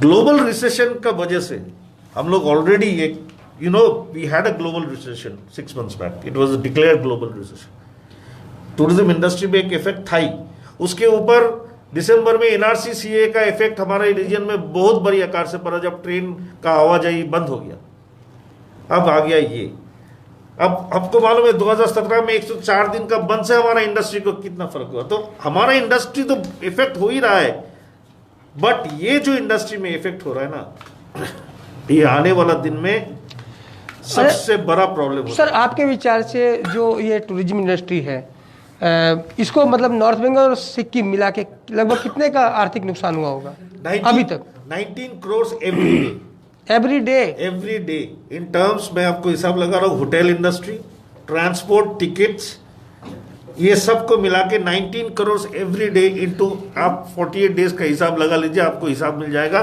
कितना का टर्नओवर हम लोग का अभी तक जो और क्या होता है कि अप्रैल मई जून जो होता है ना हमारा इंडस्ट्री का 60 to 70% बिजनेस यही टाइम में होता है। ये सबसे बड़ा टाइम है हमारा इस सेक्टर में बिजनेस का। बाकी का 30% बिजनेस पूरा साल में होता है। तो अब यही हमें उम्मीद है, यही हमारा उम्मीद है, यही हम कहना चाहते हैं कि सरकार कुछ सोचे, क्योंकि आज तक टूरिज्म इंडस्ट्री ने सरकार से कुछ मांगा नहीं है। जो किया है इस रीजन में हमारे बलबूते पे किया है। आज टूरिज्म भी जो हम लाए हमारे बलबूते पे लाए, तो सरकार को अभी तुरंत सोचना चाहिए। हमारा ये प्रार्थना रहेगा, अनुरोध रहेगा इंडस्ट्री का तरफ से कि सरकार सोचे, नहीं तो आने वाला दिन में इंडस्ट्री का जो है कब्र खोदने में शायद समय नहीं रहेगा। Thank you. बिल्कुल, सम्राट दा ने अच्छी बात कही कि बहुत ज़्यादा नुकसान हो रहा है जो टूरिज्म इंडस्ट्री है उसको। ये कार्यक्रम बहुत ही अच्छा चल रहा है और इस कार्यक्रम को समाप्त करने से पहले जरूर हम एक बार फिर अपने जो हमारे यहाँ अतिथि है उनसे जरूर फाइनल कंक्लूजन क्या है ये जरूर हम बात करना चाहेंगे। तो चलिए एक बार फिर चलते हैं हम GS होरा जी के पास में। सर, आप क्या फाइनल कंक्लूजन देते हैं इस विषय पर? आपने सबकी बातें सुनी और मैंने शुरू में ही कहा था कि आप पर नजरें हैं सब लोगों की, आपके विचार जानने को सब उत्सुक है। आपने सभी हमारे जो विशेष अतिथि थे सबकी बातें सुनी। अब संक्षेप में हम जानना चाहेंगे कि आपका क्या निर्णय है? सभी यहाँ जितने भी यहाँ गेस्ट आए हैं सबने अपने अपने सब्जेक्ट पे बहुत अच्छी बातें बताई, चाहे वो एजुकेशन की बात हो, चाहे वो बैंक फाइनेंस की बात हो, चाहे वो चाय की बात हो, चाहे टूरिज्म की बात हो। आज सभी सेक्टर अफेक्टेड हो रहे हैं। कुछ सेक्टर ऐसे हैं जो कम अफेक्टेड होंगे आने वाले समय में, लॉकडाउन खुलने के बाद वो रिकवर कर सकते हैं क्योंकि वहाँ कुछ तेज़ी आने की भी संभावनाएं हैं। जैसे खास करके यदि हम बात करें तो हेल्थ सेक्टर की बात करें, हेल्थ सेक्टर एक आने वाले समय बहुत सक्सेसफुल सेक्टर होने वाला है। हेल्थ का मतलब सिर्फ ये मेडिकल फैसिलिटी की बात ही नहीं हो रही है, चाहे मेडिसिन शॉप हो, चाहे मेडिकल फार्मा प्रोडक्शंस हो, चाहे वो हेल्थ इक्विपमेंट्स की बात हो, चाहे हेल्थ इंश्योरेंस की बात हो। तो हेल्थ सेक्टर जहाँ भी है, जिस हर तरह से हेल्थ सेक्टर में एक फर्दर इंक्रीज होने की बात है, एक्सपोर्ट बढ़ेगा, कुछ नई इंडस्ट्री भी आने की संभावनाएं हैं। जैसे अभी हम देख रहे हैं कि वर्ल्ड ओवर एक ऐसा सेंटीमेंट बना है कि चाइना से काफ़ी इंडस्ट्री शिफ्ट हो सकती हैं, तो अभी ये जरूरत है उस तरह की इंडस्ट्री को यहाँ हम कैसे ला सकते हैं। इसमें CII ने भी काफ़ी समय टाइम टू टाइम रिकमेंडेशंस दिए हैं गवर्नमेंट को, स्टेट गवर्नमेंट को, सेंट्रल गवर्नमेंट को। कई तरह के पैकेज के लिए उन्होंने CII ने लिखा और बहुत से पैकेजेस के लिए माना भी गया और बहुत सुझाव माने गए, उसका बेनिफिट भी मिला है। अभी CII ने एक सुझाव दिया है कि सरकार को 15 लाख करोड़ का एक पैकेज लेके आना चाहिए, जो कि that become 7.5% of Indian economy. अभी जो पैकेज दिया 1,70,000 करोड़ का, that comes around 0.8% of the Indian economy. यदि हम वर्ल्ड ओवर बात करें, जो बड़ी कंट्रीज हैं, जो बड़ी means in case of finance, in case of economy, मैं वैसी बात कर रहा हूँ, पॉपुलेशन की बात नहीं कर रहा हूँ। US की बात करें या हम जर्मनी की बात करें या हम स्विट्जरलैंड की बात करें, हम उनका मुकाबला नहीं कर सकते, हमारी इकोनॉमी इतनी स्ट्रांग नहीं है। फिर भी ये 0.8% जो स्टिमुलस पैकेज दिया गया है, ये बहुत कम है और ये बिजनेस के पास कुछ नहीं पहुंचा है। CII ने इस तरह के इसमें रिकमेंडेशंस दिए हैं कि कम से कम 2 लाख करोड़ रुपए या 15 लाख करोड़ में से वेज सपोर्ट के लिए जाना चाहिए इंडस्ट्री के बाद। जो इंडस्ट्री की बात, तो इंडस्ट्री बुरी तरह सफ़र कर रही है। आज जो इंडस्ट्री बंद है, एक तरफ ये कहा जा रहा है कि उनको वेजेस दिया जाए, सैलरी दी जाए स्टाफ को, तो कहाँ से देंगे, कितने समय तक देंगे, ये बहुत बड़ा क्वेश्चन है। तो एक पैकेज ऐसे समय में चाहिए कि किस तरह वहाँ एक सरकार की तरफ से भी सपोर्ट आए, कुछ इंडस्ट्री और बिजनेस ऑर्गेनाइजेशन कंट्रीब्यूट करें, कुछ गवर्नमेंट सपोर्ट उसमें मिले, तो एक 2 लाख करोड़ का पैकेज एक आना चाहिए। दूसरी तरफ बैंकों रिकैप्चुलाइजेशन की बात है, क्योंकि जो बैंकों का डेफरमेंट होगा या बैड डेट भी कुछ बढ़ सकता है, तो इसमें क्रेडिट गारंटी इंश्योरेंस भी स्कीम लानी चाहिए। जो छोटे MSME यूनिट्स हैं उनके लिए क्रेडिट गारंटी होना चाहिए, उसके लिए 2 लाख करोड़ का पैकेज बने। एक इंफ्रास्ट्रक्चर डेवलपमेंट को सरकार को आगे बढ़ना चाहिए। इसमें CII ने रिकमेंडेशन दिया कि 4 लाख करोड़ का एक पैकेज बनना चाहिए जिसमें इंफ्रास्ट्रक्चर डेवलपमेंट हो। इस तरह 15 लाख करोड़ का एक, जब ये इन्वेस्टमेंट होगा तो आएगा कहाँ से, उसके लिए भी CII ने रिकमेंडेशन दिया है कि जो रेवेन्यू एक्सपेंडिचर हैं, इन करंट सिनारियो काफ़ी एक्सपेंडिचर कम होंगे। जैसे ट्रांसपोर्टेशन का भी जो ट्रैवल खर्चे हैं सरकार के काफ़ी बच रहे हैं, जो स्टाफ को जिस तरह का DA दिया जाता है, या और भी जहाँ जहाँ कट करने की अभी पॉसिबिलिटी है, जहाँ जहाँ कट कर सकते हैं, 4 लाख करोड़ वहाँ से बचाना चाहिए। कुछ डिसइन्वेस्टमेंट से आए, कुछ डोमेस्टिक बोरिंग से आए, कुछ फॉरेन बोरिंग से आए, तो एक बड़ा पैकेज इकोनॉमी में आने की जरूरत है। ये 1,70,000 करोड़ से कुछ होने वाला नहीं है। ये बात सभी ने कही कि एजुकेशन की जैसे बात हो रही थी, सपोर्ट एजुकेशन इंस्टीट्यूशन जो है वो फीस को बंद करें, तो ये जहाँ तक प्राइवेट सेल्फ फिनांस इंस्टीट्यूट हैं, जहाँ गवर्नमेंट सपोर्ट नहीं मिल रहा, जहाँ सैलरी सपोर्ट नहीं मिल रहा, वहाँ ये पॉसिबल नहीं है कि इस तरह का टोटल फी को बंद कर दिया जाए। बट केस टू केस, जहाँ बहुत एक्सट्रीम केसेस हैं, जैसे और लोगों ने भी कहा, जहाँ एक्सट्रीम केसेस हैं, जहाँ रियल नीड है, रियल प्रॉब्लम है, उन केसेस को स्पेसिफिकली मैनेजमेंट भी देखे या उनको किस तरह से और देखता भी है। क्योंकि जितने भी स्कूलों कुछ ना कुछ इस तरह के सपोर्ट की जब सिचुएशन आती है तो एजुकेशन इंस्टीट्यूट आगे आते हैं, तो जरूर वैसे मैनेजमेंट उस चीज़ को लेकर सोचेगा, उसको देखेगा। इसी तरह हमें टूरिज्म की बात है, आज टूरिज्म को कुछ ना कुछ बड़ा पैकेज चाहिए, कोई बेल आउट चाहिए, नहीं तो टूरिज्म सेक्टर आज इस हालत में पहुंच गया है या आगे जो पहुंचने वाला है, जैसा हमने सुना और हम सब जानते भी हैं, तो इसके लिए एक पैकेज की जरूरत है। बाकी फाइनली मैं ये कहना चाहूँगा, लोगों को अब सीखना पड़ेगा कोरोना के साथ भी रहना, कोरोना के बिना भी रहना, कैसे रहना है। हमें अपने आप को बचा के रखना है, दूसरों को बचा के रखना है, और जो आज हेल्थ डिपार्टमेंट जो गाइडलाइन दिए हैं कि हम अपनी इम्यूनिटी बढ़ाएं, हम बच के रहें और दूसरों को बचा के रखें, समाज को साथ लेके चलें, और जिनकी कैपेसिटी है, जो कुछ कर सकते हैं, वो कुछ सोशल कंट्रीब्यूशन करें, और लोग कर भी रहे हैं। जहाँ तक कम कर सकें, चाहे PM फंड में दे के या हम CM फंड में दे करके, या हम जो लोगों के पास सुविधाएं नहीं उन तक अनाज पहुंचा करके, उनको किसी तरह की सुविधा पहुंचा करके, हम जहां तक हो सके, चाहे पर्सनल लेवल में या ऑर्गेनाइजेशन के लेवल में, हमें समाज को आज इस तरह की सुविधाएं एक सोशल वर्क में हमें आगे आना चाहिए। धन्यवाद हुरा जी।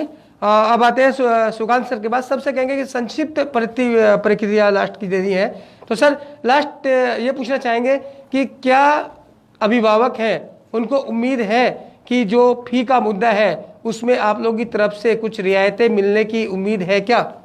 संक्षेप में सर। आपके माध्यम से मैं सभी अभिभावकों को यही बात बताना चाहूँगा दैट हम लोग ऑलरेडी सभी स्कूल अपना जो फीस स्ट्रक्चर जो है उसको रोल बैक कर दिए हैं, क्योंकि नया सेशन के लिए हम लोग को प्लानिंग शुरू होता है दिसंबर में, और हम लोगों का एक एक्सपेक्टेशन होता है दैट हर साल हम लोग के पास 400 बच्चा नया बच्चा आएगा, 500 आएगा, किसी का 200 आएगा, किसी का 1000 आएगा। वही हिसाब से हम लोग टीचर रिक्रूट करते हैं। देखिए टीचर तो एक दिन में आ जाता नहीं है। आपका बच्चे को हम बेहतरीन टीचर ना दे तो आप कंप्लेन करेंगे, और जो बेहतरीन टीचर को हम लाएंगे उसको 3 महीना का नोटिस देना पड़ेगा पहला स्कूल में, और तब वो आके हमारे इधर ज्वाइन करेंगे। हमारा दोनों स्कूल मिला के DPS सिलीगुड़ी और फुलबारी मिला के हम लोग लगभग 20 टीचर को ऐसे रिक्रूट करके रख चुका है। हमारा एडमिशन तो हुआ नहीं, और उस टीचर तो अपना नौकरी छोड़ दिया है, 10-15 साल का पुराना नौकरी छोड़ दिया है। अभी उसको तो हमको तनख्वाह देना है, हम लोग तो उसको नहीं कर सकते हैं, तो ये पैसा किधर से आएगा? हम तो जो फीस को एनहांसमेंट किए थे गवर्नमेंट का रिक्वेस्ट वो करते हुए हम उसको रोल बैक करा दिए। जो लास्ट ईयर का फीस था, एनुअल फीस था, सब था, वो कर दिए। और इसमें आप हिसाब करेंगे तो एक एक बच्चे का 6,500 से 7,000 रुपया कमी हुआ। ठीक है, तो आप समझ लीजिए हमारे 5 से 6,000 बच्चा है, तो स्कूल का नुकसान बोलिए कि वो बोलिए घाटा बोलिए तो 2.5 से 3 करोड़ रुपया का हुआ। ये पैसा हम लोग कैसे मैनेज करेंगे? जो नया टीचर हम लोग ले लिए हैं उसको तो सैलरी देना पड़ेगा, और जो पेरेंट्स जो ये मुद्दा को बार बार उठा रहा है, तेल नहीं लग रहा है, तेल नहीं लग रहा है, जिसका जेन्युइन प्रॉब्लम है, आके प्रिंसिपल से बात करें। क्यों आप CBSE में चिट्ठी लिख दे रहे हैं, सोशल फोरम में? तो सर अगर कोई जेन्युइन गरीब आदमी है या देने में एबल नहीं है, तो क्या उन लोग को रियायत मिलने की उम्मीद है?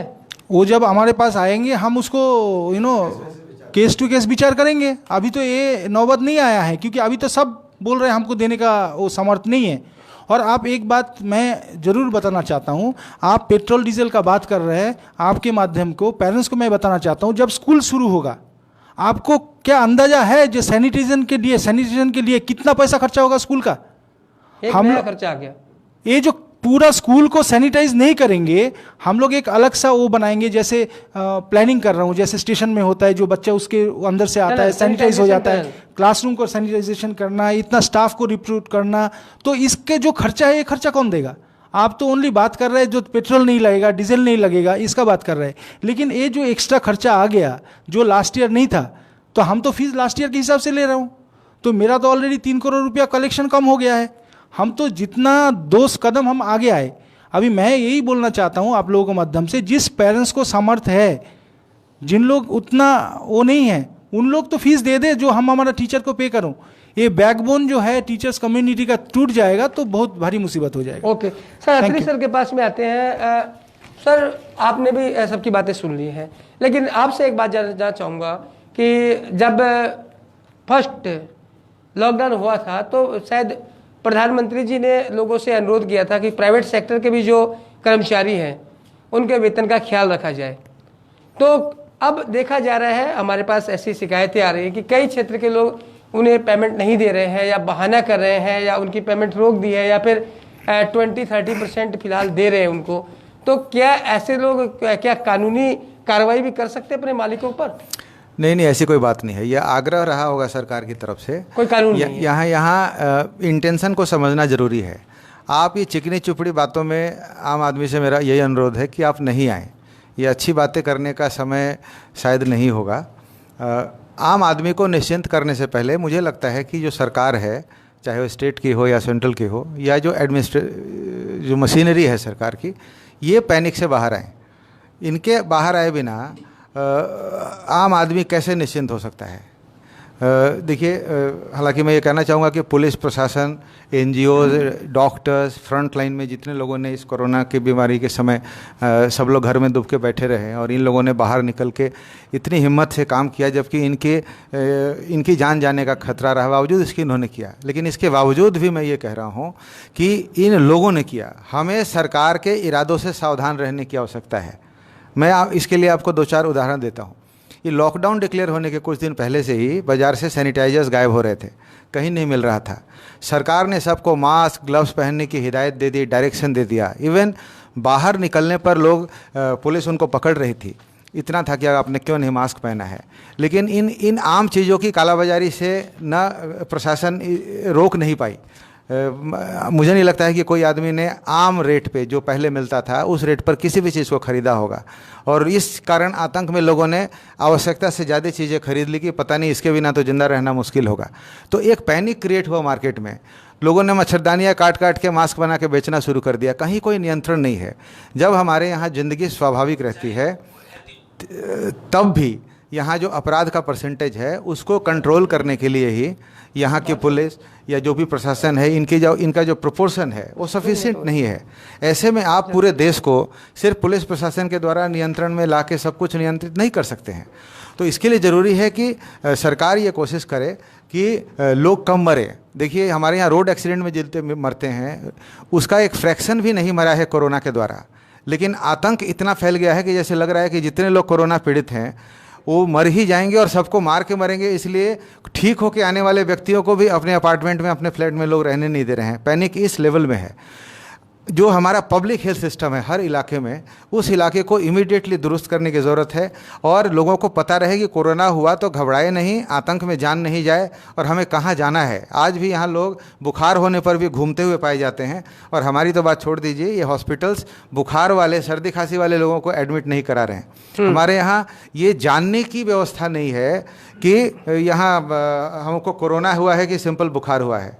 आज बॉम्बे की बात आप करते हैं, उसकी जितनी जनसंख्या है पूरी इटली की जनसंख्या उतनी नहीं है।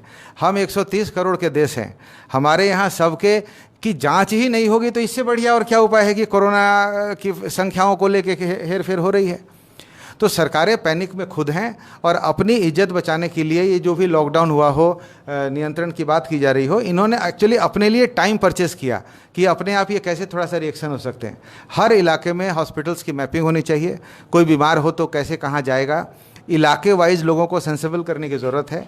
और सरकार असली जगह जहाँ ध्यान देने की ज़रूरत है, हम लोगों को तालाबंद नहीं करके, कि आम व्यवसायी है जो अपने ऊपर सेल्फ डिपेंडेंट जो व्यवसायी हैं, जो हर महीने काम करके अपने साथ और 10, 20, 50 लोगों का गुजारा करते हैं, इनको कैसे सरवाइव कराया जाए।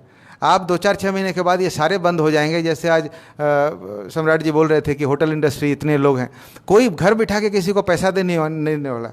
आप सेंसिबल तरीके से इन सारे सेक्टर को चालू करिए। जब आपको पता है कि इसका इलाज संभव नहीं है और 1.5-2 साल तक कुछ नहीं होने वाला है, तो ये 2 साल तक 150 करोड़ को बैठ के रोजी रोटी कौन देने वाला है? ये किसी मालिक से संभव भी नहीं है।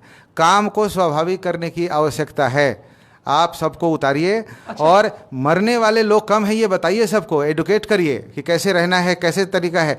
ये जो लोगों ने डिस्टिल वाटर में पता नहीं क्या क्या मिला के बेच रखा है, लोग आतंक में इन सब चीज़ों पर नियंत्रण लाएं।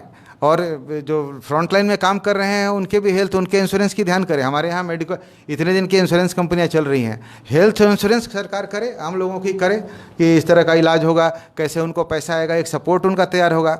व्यवसायियों को नॉन कोलैटरल जो सॉफ्ट लोन्स होते हैं उसके लिए अरेंजमेंट करें।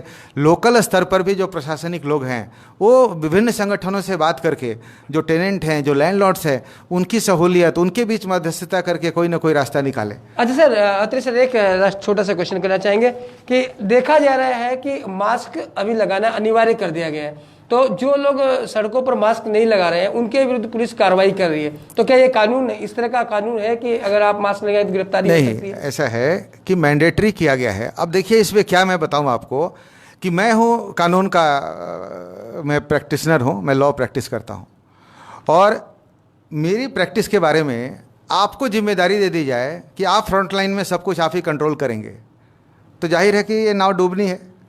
आज इस मेडिकल जो वायरल रेस्पिरेटरी पैंडेमिक है, ऐसे में फ्रंट लाइन में किसको होना चाहिए था? डॉक्टर्स को होना चाहिए था।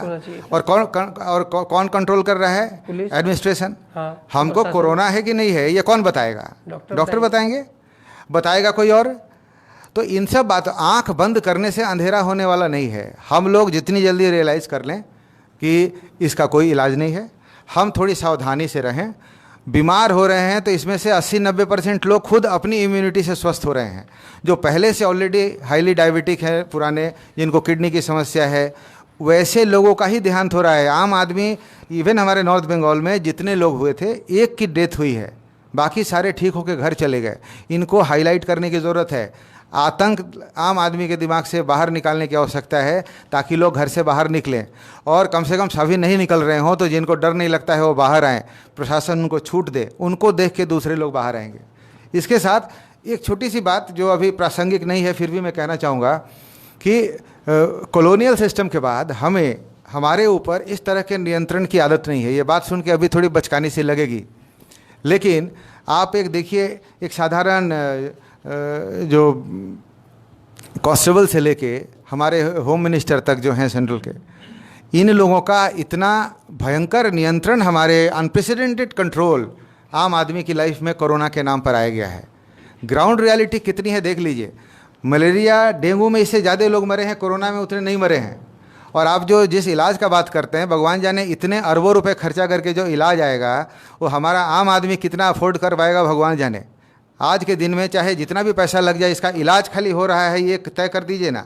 देखिए बाज़ार से पैनिक चली जाएगी, सरकार की इनिशिएटिव कम हो जाएगी। हमको तो इनके इरादों पे शक है। ये आज खुद मर जाएंगे ये चिंता इनको बेहाल किए हुए है। आम आदमी की परवाह किसे होती? तो अब हमें साफ़ पानी, हमें भोजन, अनाहार से मरना और आम बीमारियों से हम टीबी से मरते हैं आज के दिन में। जब टीबी पूरी दुनिया से गायब हो गई है, हमारे यहाँ लोग टीबी से मरते हैं। आम आदमी की परवाह नहीं है। ये सब गैलरी शो दिया जा रहा है। सावधान रहें, अपने आप को इन सब से बचाएं। आप काम करेंगे, आप कमाएंगे, तभी आपका गुजारा चलेगा। कोई घर में बैठ के आपको रोटी खिचड़ी सब्जी ज़्यादा दिन तक सप्लाई देने वाला नहीं है। सरकार छूट दे। सरकार जब इलाज नहीं कर सकती, हमको साल 2 साल बिठा के खिला नहीं सकती, तो हमें बाहर निकलने दे, हमारे रिस्क पर। मरना तो हमें ही है, हम निकलेंगे। हम सावधान नहीं रहेंगे तो कोरोना हमसे हिसाब करेगा, हम रहेंगे। लेकिन हम घर बैठे बिना खाए मरने से तो अच्छा है कि हम बाहर निकलें। आज जिस एसेंशियल की बात हो रही है, ग्रॉसरी शॉप, मिठाई की दुकानें, इन सब खाने पानों की दुकान खुली जा रही है, तो हम तो निकल रहे हैं लेने के लिए ना। तो हम बाकी काम के लिए फिर क्यों नहीं निकलेंगे? और जब पैसे नहीं रहेंगे तो कितने दिन इनसे लेंगे? नहीं, सरकार ने ये जो लीकर शॉप खोल के उस पर जो रेट बढ़ा के जो अपना इरादा तय किया है, हम किसी भी सरकार के प्रति आंख बंद करके विश्वास करने की स्थिति में नहीं है। हमें कोरोना से खुद लड़ना होगा बिना किसी मदद के। सरकार हमारी मदद करना चाहती है तो ध्यान दे, हमें एडुकेट करे कि कोरोना से लोग इन्फेक्ट भले हो रहे हैं, मर उतने नहीं रहे हैं। और हमें इलाका वाइज मैपिंग करके हमें सही दिशा निर्देश दिए जाएं कि हर इलाके में कोई भी बीमार हो तो वो कहाँ जाए, कैसे इलाज करवाए, और फिर बाकी बाबा लोकनाथ संभालेंगे हम लोगों को। लेकिन इलाज के लिए इंतज़ार करके घर में बैठे रहना, इसका समाधान कभी नहीं था। हमारे माननीय प्रधानमंत्री ने भी शुरू में कहा था कि हम लॉकडाउन इसलिए कर रहे हैं कि हम चेन ब्रेक करना चाहते हैं वायरस का। और 500 से 60,000 रह गया, हो सकता है 6 लाख हो जाता। लेकिन वही प्रधानमंत्री जब बाद में लॉकडाउन की घोषणा करते हैं एक्सटेंशन करने की, तब वो कहते हैं कि हमने इस वायरस के डबलिंग टाइम जो था उसको कम करने के लिए लॉकडाउन किया था। तो ये तो देखिए प्रशासनिक स्तर पर कौन आदमी कितना अपना माइंड अप्लाई करता है नहीं मालूम। एडमिनिस्ट्रेटिव ऑफिसर्स काम करते हैं, जो जैसा लिख दिया वैसा ही शायद बोल दिया जाता होगा। हमें अपने पैरों पे खड़ा होकर इस कोरोना को भगाना होगा। हम किसी का इंतज़ार नहीं करें, इलाज जब आएगा देखा जाएगा। आज आम बीमारियों का इलाज उपलब्ध है और हम अफोर्ड नहीं कर पाते, इलाज नहीं करवा पाते हैं, तो कोरोना का इलाज हम अफोर्ड कर पाएंगे ये आज के दिन में तो तय नहीं है। पूरी दुनिया में जब इस तरह की महामारी फैली है तो इसका इलाज महंगा हो सकता है। ये आप कुनैन की गोली खा के ठीक करने वाला इलाज शायद नहीं हो। लोग व्यवसायी हैं अंत में, और अपने फ़ायदे की बात लोग करेंगे। तो हमको कहीं ना कहीं इससे जूझ के, इससे लड़ के आगे निकलना पड़ेगा। सरकार से इतना आग्रह है कि हमें व्यवसाय करने की छूट दें। हम अपनी जान की परवाह करते हुए सावधानी बरतेंगे और हम काम करेंगे, हम अपना प्रोफेशन करेंगे, और फिर देखा जाएगा जो होगा। घर में बंद रख के आप हमारा कुछ भी समाधान नहीं कर पाएंगे। बिल्कुल, धन्यवाद अत्रिदेव जी। और अब सरवन चौधरी जी फिर एक बार आ गए हमारे साथ, इनसे भी हम जानना चाहेंगे कि फाइनली ये क्या कहना चाहते हैं। लेकिन उससे पहले हम एक क्वेश्चन कर दें। दर्शकों ने हमसे पूछा है कि आपके क्षेत्र के जो लेबर हैं, तो आपने कहा कि 25% पे हम लोग काम कर रहे हैं, तो 75% लोग तो बेरोजगार हो गए होंगे। और आप जानते हैं कि जो बगान के क्षेत्र वहाँ पहले से ही कहीं ना कहीं आर्थिक कमजोरी है। अक्सर सुना जाता है कि वहाँ पर भुखमरी की सी हालत है। तो ऐसे में आपको नहीं लगता कि स्थिति और खराब हो जाएगी? तो क्या उनके लिए कुछ सोचा गया है? मैं भी यही समझता हूँ कि ये 25% सफिशिएंट नहीं है। इसमें वाकायदा कन्फ्यूजन पैदा हो रहा है लेबरों में। जिसको आप काम दे रहे हैं और दूसरे बोलते हैं हम क्यों नहीं करें, हमारे भी तो बच्चे हैं, हमारी भी परिवार है, हमारा भी पेट है।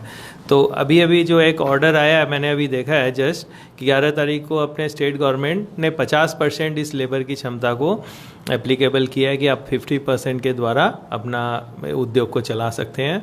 तो अब इसी को बैलेंस करना होगा, ऑल्टरनेट डे लोगों को काम देना होगा, उसी के अंदर हम लोग सभी को ध्यान रख सकते हैं।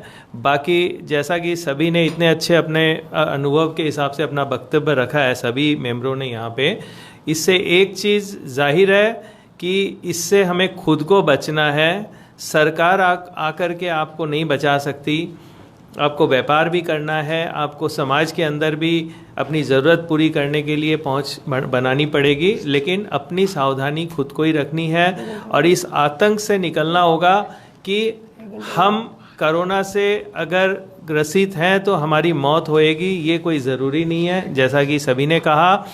और इसका बचाव हमारा इम्यून सिस्टम है, हमें सावधानी और हाइजीन को मेंटेन रखना है, डिस्टेंस मेंटेन करना है और अपनी सावधानी से अपना डे टू डे जो भी हमारी काम है उसे हमें पूरा करना होगा, तभी हम जी सकेंगे और इसी के अंदर हमें रहना है। Thank you. संजय जी, अब संजय जी के पास में आते हैं, काफ़ी देर से संजय जी इंतजार कर रहे हैं। संजय जी, आप क्या कहते हैं कि कैसे जीवन करना पड़ेगा? जैसे कि लोगों ने कहा कि काम हमें करना पड़ेगा, जो सामान्य जीवन है वो जीना पड़ेगा, आप क्या कहते हैं?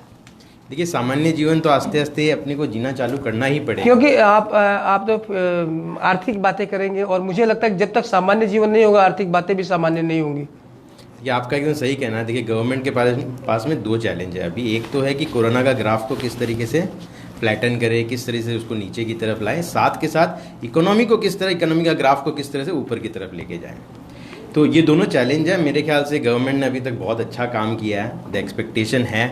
मैं बोलना चाहूँगा नॉर्थ बंगाल की तरफ से, नॉर्थ बंगाल में 4 इंडस्ट्रीज़ मेन हैं। रियल एस्टेट हो गए, जैसे सपोज आपके टूरिज़्म हो गया, MSME हो गया, एंड ऑल दिस इंडस्ट्रीज़ को ना आप बैठ के ये समझना चाहिए कि सेंट्रल और स्टेट गवर्नमेंट जो कर रही है ठीक है, but at the same time खुद को किस तरीके से एक एक्सेप्ट करना है कोरोना को, और इस चैलेंज से निकलने के लिए खुद को क्या स्ट्रेंथ्स लेके आनी पड़ेगी, क्योंकि ये एक बहुत बड़ा एक यहाँ पे है। आज अपने अगर एक्सपेक्ट करेंगे चाइना से कंपनीज जो इंडिया आएगी वो बंगाल में आ जाएगी, तो then it is a very very big challenge, क्योंकि इसमें सेंटर का बहुत बड़ा रोल रहता है। तो now how it is going to happen is a big challenge. मेरे ख्याल से ये जो इंडस्ट्रीज़ यहाँ पे अभी है, उसी इंडस्ट्री को कुछ फिगर्स जो आए, बहुत स्टार्टलिंग फिगर्स आए, 19 करोड़ रुपये डेली, मतलब 1000 करोड़ रुपये की बात हो गई in the last 50 days. So T industry में भी जैसे कि अपने को पता ही है 35% प्रोडक्शन यहीं से जाता है नॉर्थ बंगाल से। तो वैसे ही रियल एस्टेट है। जहाँ तक हो सके स्टेट गवर्नमेंट को कुछ सपोर्ट करना चाहिए, सेंट्रल गवर्नमेंट को भी इस पर सपोर्ट करना चाहिए। अपने को जीना है इसमें, आस्ते आस्ते चीज़ें पटरी पे आएंगी। बस शॉर्ट टर्म फोकस लेके, शॉर्ट टर्म प्लानिंग मेरे ख्याल से is much more important. Things बहुत जल्दी चेंज होती है, अपने देखे हैं लास्ट 3 महीने में अपने कहाँ से कहाँ आ गए, तो may be last next 3 months में कहाँ से क्या चेंजेस आएंगे we are not sure. Government के डायरेक्टिव्स फॉलो करना है और स्लोली अपने को चीज़ें आगे बढ़ानी है। ओके, आते हैं सम्राट दा के पास में। सम्राट जी, ये बताइए कि आपको क्या लगता है कैसे ये जो आपका टूरिज्म जो है ये किस तरह फिर गति पा सकता है? देखिए, कब तक सामान्य गति पा पाएगा? कुछ फिगर्स बहुत इंस्पायरिंग है लास्ट 2 दिन का। पहला बात है कि चाइना ने अपना डोमेस्टिक टूरिज्म जो है, जो डोमेस्टिक मूवमेंट है, उसको थोड़ा बहुत एक जगह पे ले आने का कोशिश किया है। तो अपना जो पहला फोकस होना चाहिए वो है अपना डोमेस्टिक टूरिज्म के ऊपर नेशनली, और रीजनल टूरिज्म को हम कैसे डेवलप करेंगे विद इन द स्टेट, ये एक फोकस होना चाहिए। और उसके साथ जो है वीकेंड टूरिज्म, जो लोकल नॉर्थ बंगाल में हम लोग हैं, उसमें हम कैसे वीकेंड टूरिज्म के ऊपर फोकस कर सके, ये हमारा। उसके ऊपर हमारा जो संगठन है वो स्टैंडर्ड ऑपरेशनल प्रोसीड्यूर्स जो होगा जो पोस्ट कोरोना, उसके ऊपर ऑलरेडी वर्कआउट कर रहे हैं। लेकिन सबसे बड़ा चीज़ जो अत्री जी ने बताया उसके साथ मैं एकदम सहमत हूँ कि सरकार को पहला चीज़ जो करना चाहिए वो डर को मार देना चाहिए आदमी का मन से। अगर ये डर को हम मार दे, आने वाला दिन में आदमी निकलेगा, घूमेगा। हम लोग ऑप्टिमिस्टिक है। जैसा अत्री जी ने और एक चीज़ बताया कि नॉर्थ बंगाल में एक ही डेथ हुआ है, ये पॉजिटिविटी को हम लोगों को दिखाना है आने वाला दिन में कि वही सरकारी हॉस्पिटल चैंग का जो हॉस्पिटल है वो गैर सरकारी हॉस्पिटल नाम का है, लेकिन अभी वो सरकार के अंडर में है। तो वही सरकारी हॉस्पिटल से वो ट्रीटमेंट होके आदमी बाहर निकला हुआ है। ये पॉजिटिविटी को हमको दिखाना है। सिक्किम 0 केस है, इंडिया का एक ही स्टेट है जिसमें एक भी केस नहीं आया हुआ, वो हमारे लिए ब्रांड एडवांटेज होगा। तो हमारे आने वाले दिन में हमें यही दिखा रहे हैं कि हमारा जो रूरल टूरिज्म डेस्टिनेशन है, हमारा जो ऑफ बीट डेस्टिनेशन है, हमारा जो होम स्टेज है जो ऑलरेडी आइसोलेटेड है, ये एक एडवांटेज के हिसाब में काम करेगा एज अ टूरिज्म डेस्टिनेशन। सरकार को प्रमोशन के ऊपर थोड़ा सा जोर देना चाहिए, और जो regulated standard of operation procedures है जैसे सैनिटाइजेशन, गाड़ी का फ्यूमनाइजेशन, होटल्स का, ये इसके ऊपर हम लोग संगठनिक तरफ से काम कर रहे हैं। हमें उम्मीद है कि शायद हम लोग जल्दी वापस आ सके। बस इतना ही है कि पूरा नॉर्थ बंगाल का इंडस्ट्री जो एक साथ मिल के थोड़ा सोचे, थोड़ा ब्रेन्स क्रैक करे और आने वाला दिन में एक दिशा दिखाए कि सब कोरोना से लड़ के हम लोग उभर के ये टाइम को हम लोग आगे आ सके। बिल्कुल, ये चर्चा समाप्त करने से पहले एक बार फिर हम अत्री जी से कुछ जानना चाहेंगे। एक चीज़ मैं पॉइंट आउट करना चाहता था, रह गई बात, ये जो रेड, ऑरेंज और ग्रीन जोन का जो क्लासिफिकेशन है, एक तो सेंट्रल गवर्नमेंट कह रही है कि डायनामिक है, ये फिक्स नहीं है। उसके बाद उन्होंने रूल्स लगा दिए कि 21 दिन तक कोई अगर कोरोना का पेशेंट नहीं आता है तो फिर उसको धीरे धीरे उसका ग्रेडेशन चेंज होकर ग्रीन जोन हो जाएगा। 14 दिन में ऑरेंज बता रहे हैं। इधर आपने माइग्रेंट लेबर्स को लाने की व्यवस्था देर से ही शुरू की है, लेकिन की है, लोग बाहर से आने जाने शुरू हो गए। ट्रेन्स आप चालू कर रहे हैं, विशेष रेलगाड़ियों से माइग्रेंट लेबर्स आए हैं, तो ये थोड़ा डिफेक्टिव लगता है। आप एक पूरे डिस्ट्रिक्ट को, आप एक तो माइग्रेंट लेबर को बुला रहे हैं, बाहर से पैसेंजर आ रहे हैं, एक ट्रक आपने चालू किया हुआ है राशन की सप्लाई के लिए, ग्रॉसरीज जा रही हैं, और उसका ड्राइवर कहीं से घूमते घामते आते हुए का आपके यहाँ बुखार हो गया आपके ज़िले में, और आप वहाँ उसको कोरोना पॉजिटिव पाते हैं, तो आप हमारे अकाउंट में उसको जमा करके हमको ग्रीन और रेड, ग्रीन से रेड कर देते हैं, और फिर पूरा का पूरा डिस्ट्रिक्ट परेशान हो जाता है। मुझे लग रहा है इस सिस्टम में कुछ बदलाव की आवश्यकता है। सरकार से हमारा आग्रह होगा कि एक आध पेशेंट कहीं मिल जाए तो उस इलाके को आइडेंटिफाई करके सेंसिटिव तरीके से वहाँ करिए। पूरे डिस्ट्रिक्ट को, पूरे इलाके को ग्रीन जोन करके और वार्ड वाइज और जिले वाइज आप एक कहीं से आया और आपने रेड जोन कर दिया और हम सब घर में बंद हो जाएं और फिर हम अगले दिन चालू करें, तो ये कैसे होगा? नियंत्रण आप भी कैसे करेंगे? आज मैं दुकान खोल रहा हूँ ग्रीन जोन समझ के, और कल एक मिल गया, मुझे पता ही नहीं है कि कल नहीं खुलेगा क्योंकि आपने रात में उसको रेड जोन में कन्वर्ट कर दिया है। ये थोड़ा सा डिफेक्टिव लगता है। इसका कोई डिफरेंट मैकेनिज्म सरकार की तरफ से सामने आना चाहिए। Thank you. थैंक यू अत्री जी। तो दर्शकों, आपने देखी बहुत ही सुंदर परिचर्चा थी, और हमारे जो गेस्ट थे, जो विशेषज्ञ थे, एक से एक सिलीगुड़ी के थे, जिन्होंने अपनी अपनी जो क्षेत्र की बातें हैं उन्हें रखा, और सब लोगों से एक ये ज़रूर उभर कर आया कि इस रोग को ज़्यादा से ज़्यादा प्रचार बहुत ज़्यादा दे दिया गया, और कहीं ना कहीं ये जो बात है रोग से ज़्यादा फैल गई, और कहीं ना कहीं लोगों में एक पैनिक आ गया। तो फिलहाल भविष्य के लिए हमें सामान्य स्थिति बनाने के लिए कोरोना के साथ लड़कर रहना पड़ेगा, सावधानी के साथ रहना पड़ेगा, और जो विभिन्न क्षेत्र हैं जहां पर कुछ आर्थिक नुकसान चल रहा है, उन्हें भी सरकार की जो नीतियां आएंगी, राज्य सरकार, केंद्र सरकार की, उनके द्वारा कहीं ना कहीं उनकी सहायता की आवश्यकता तो जरूर पड़ेगी। तो ऐसी बहुत सी चर्चाएँ फिलहाल जारी रहेगी, और इसके लिए लगातार आप देखते रहे खबर समय, क्योंकि हम लगातार इस तरह की चर्चाएं आपको दिखाते रहेंगे। और बन रहे साथ ही ताज़ा तरीन खबरों के लिए खबर समय पर, और देखते रहे खबर समय, हर समय खबर समय। धन्यवाद।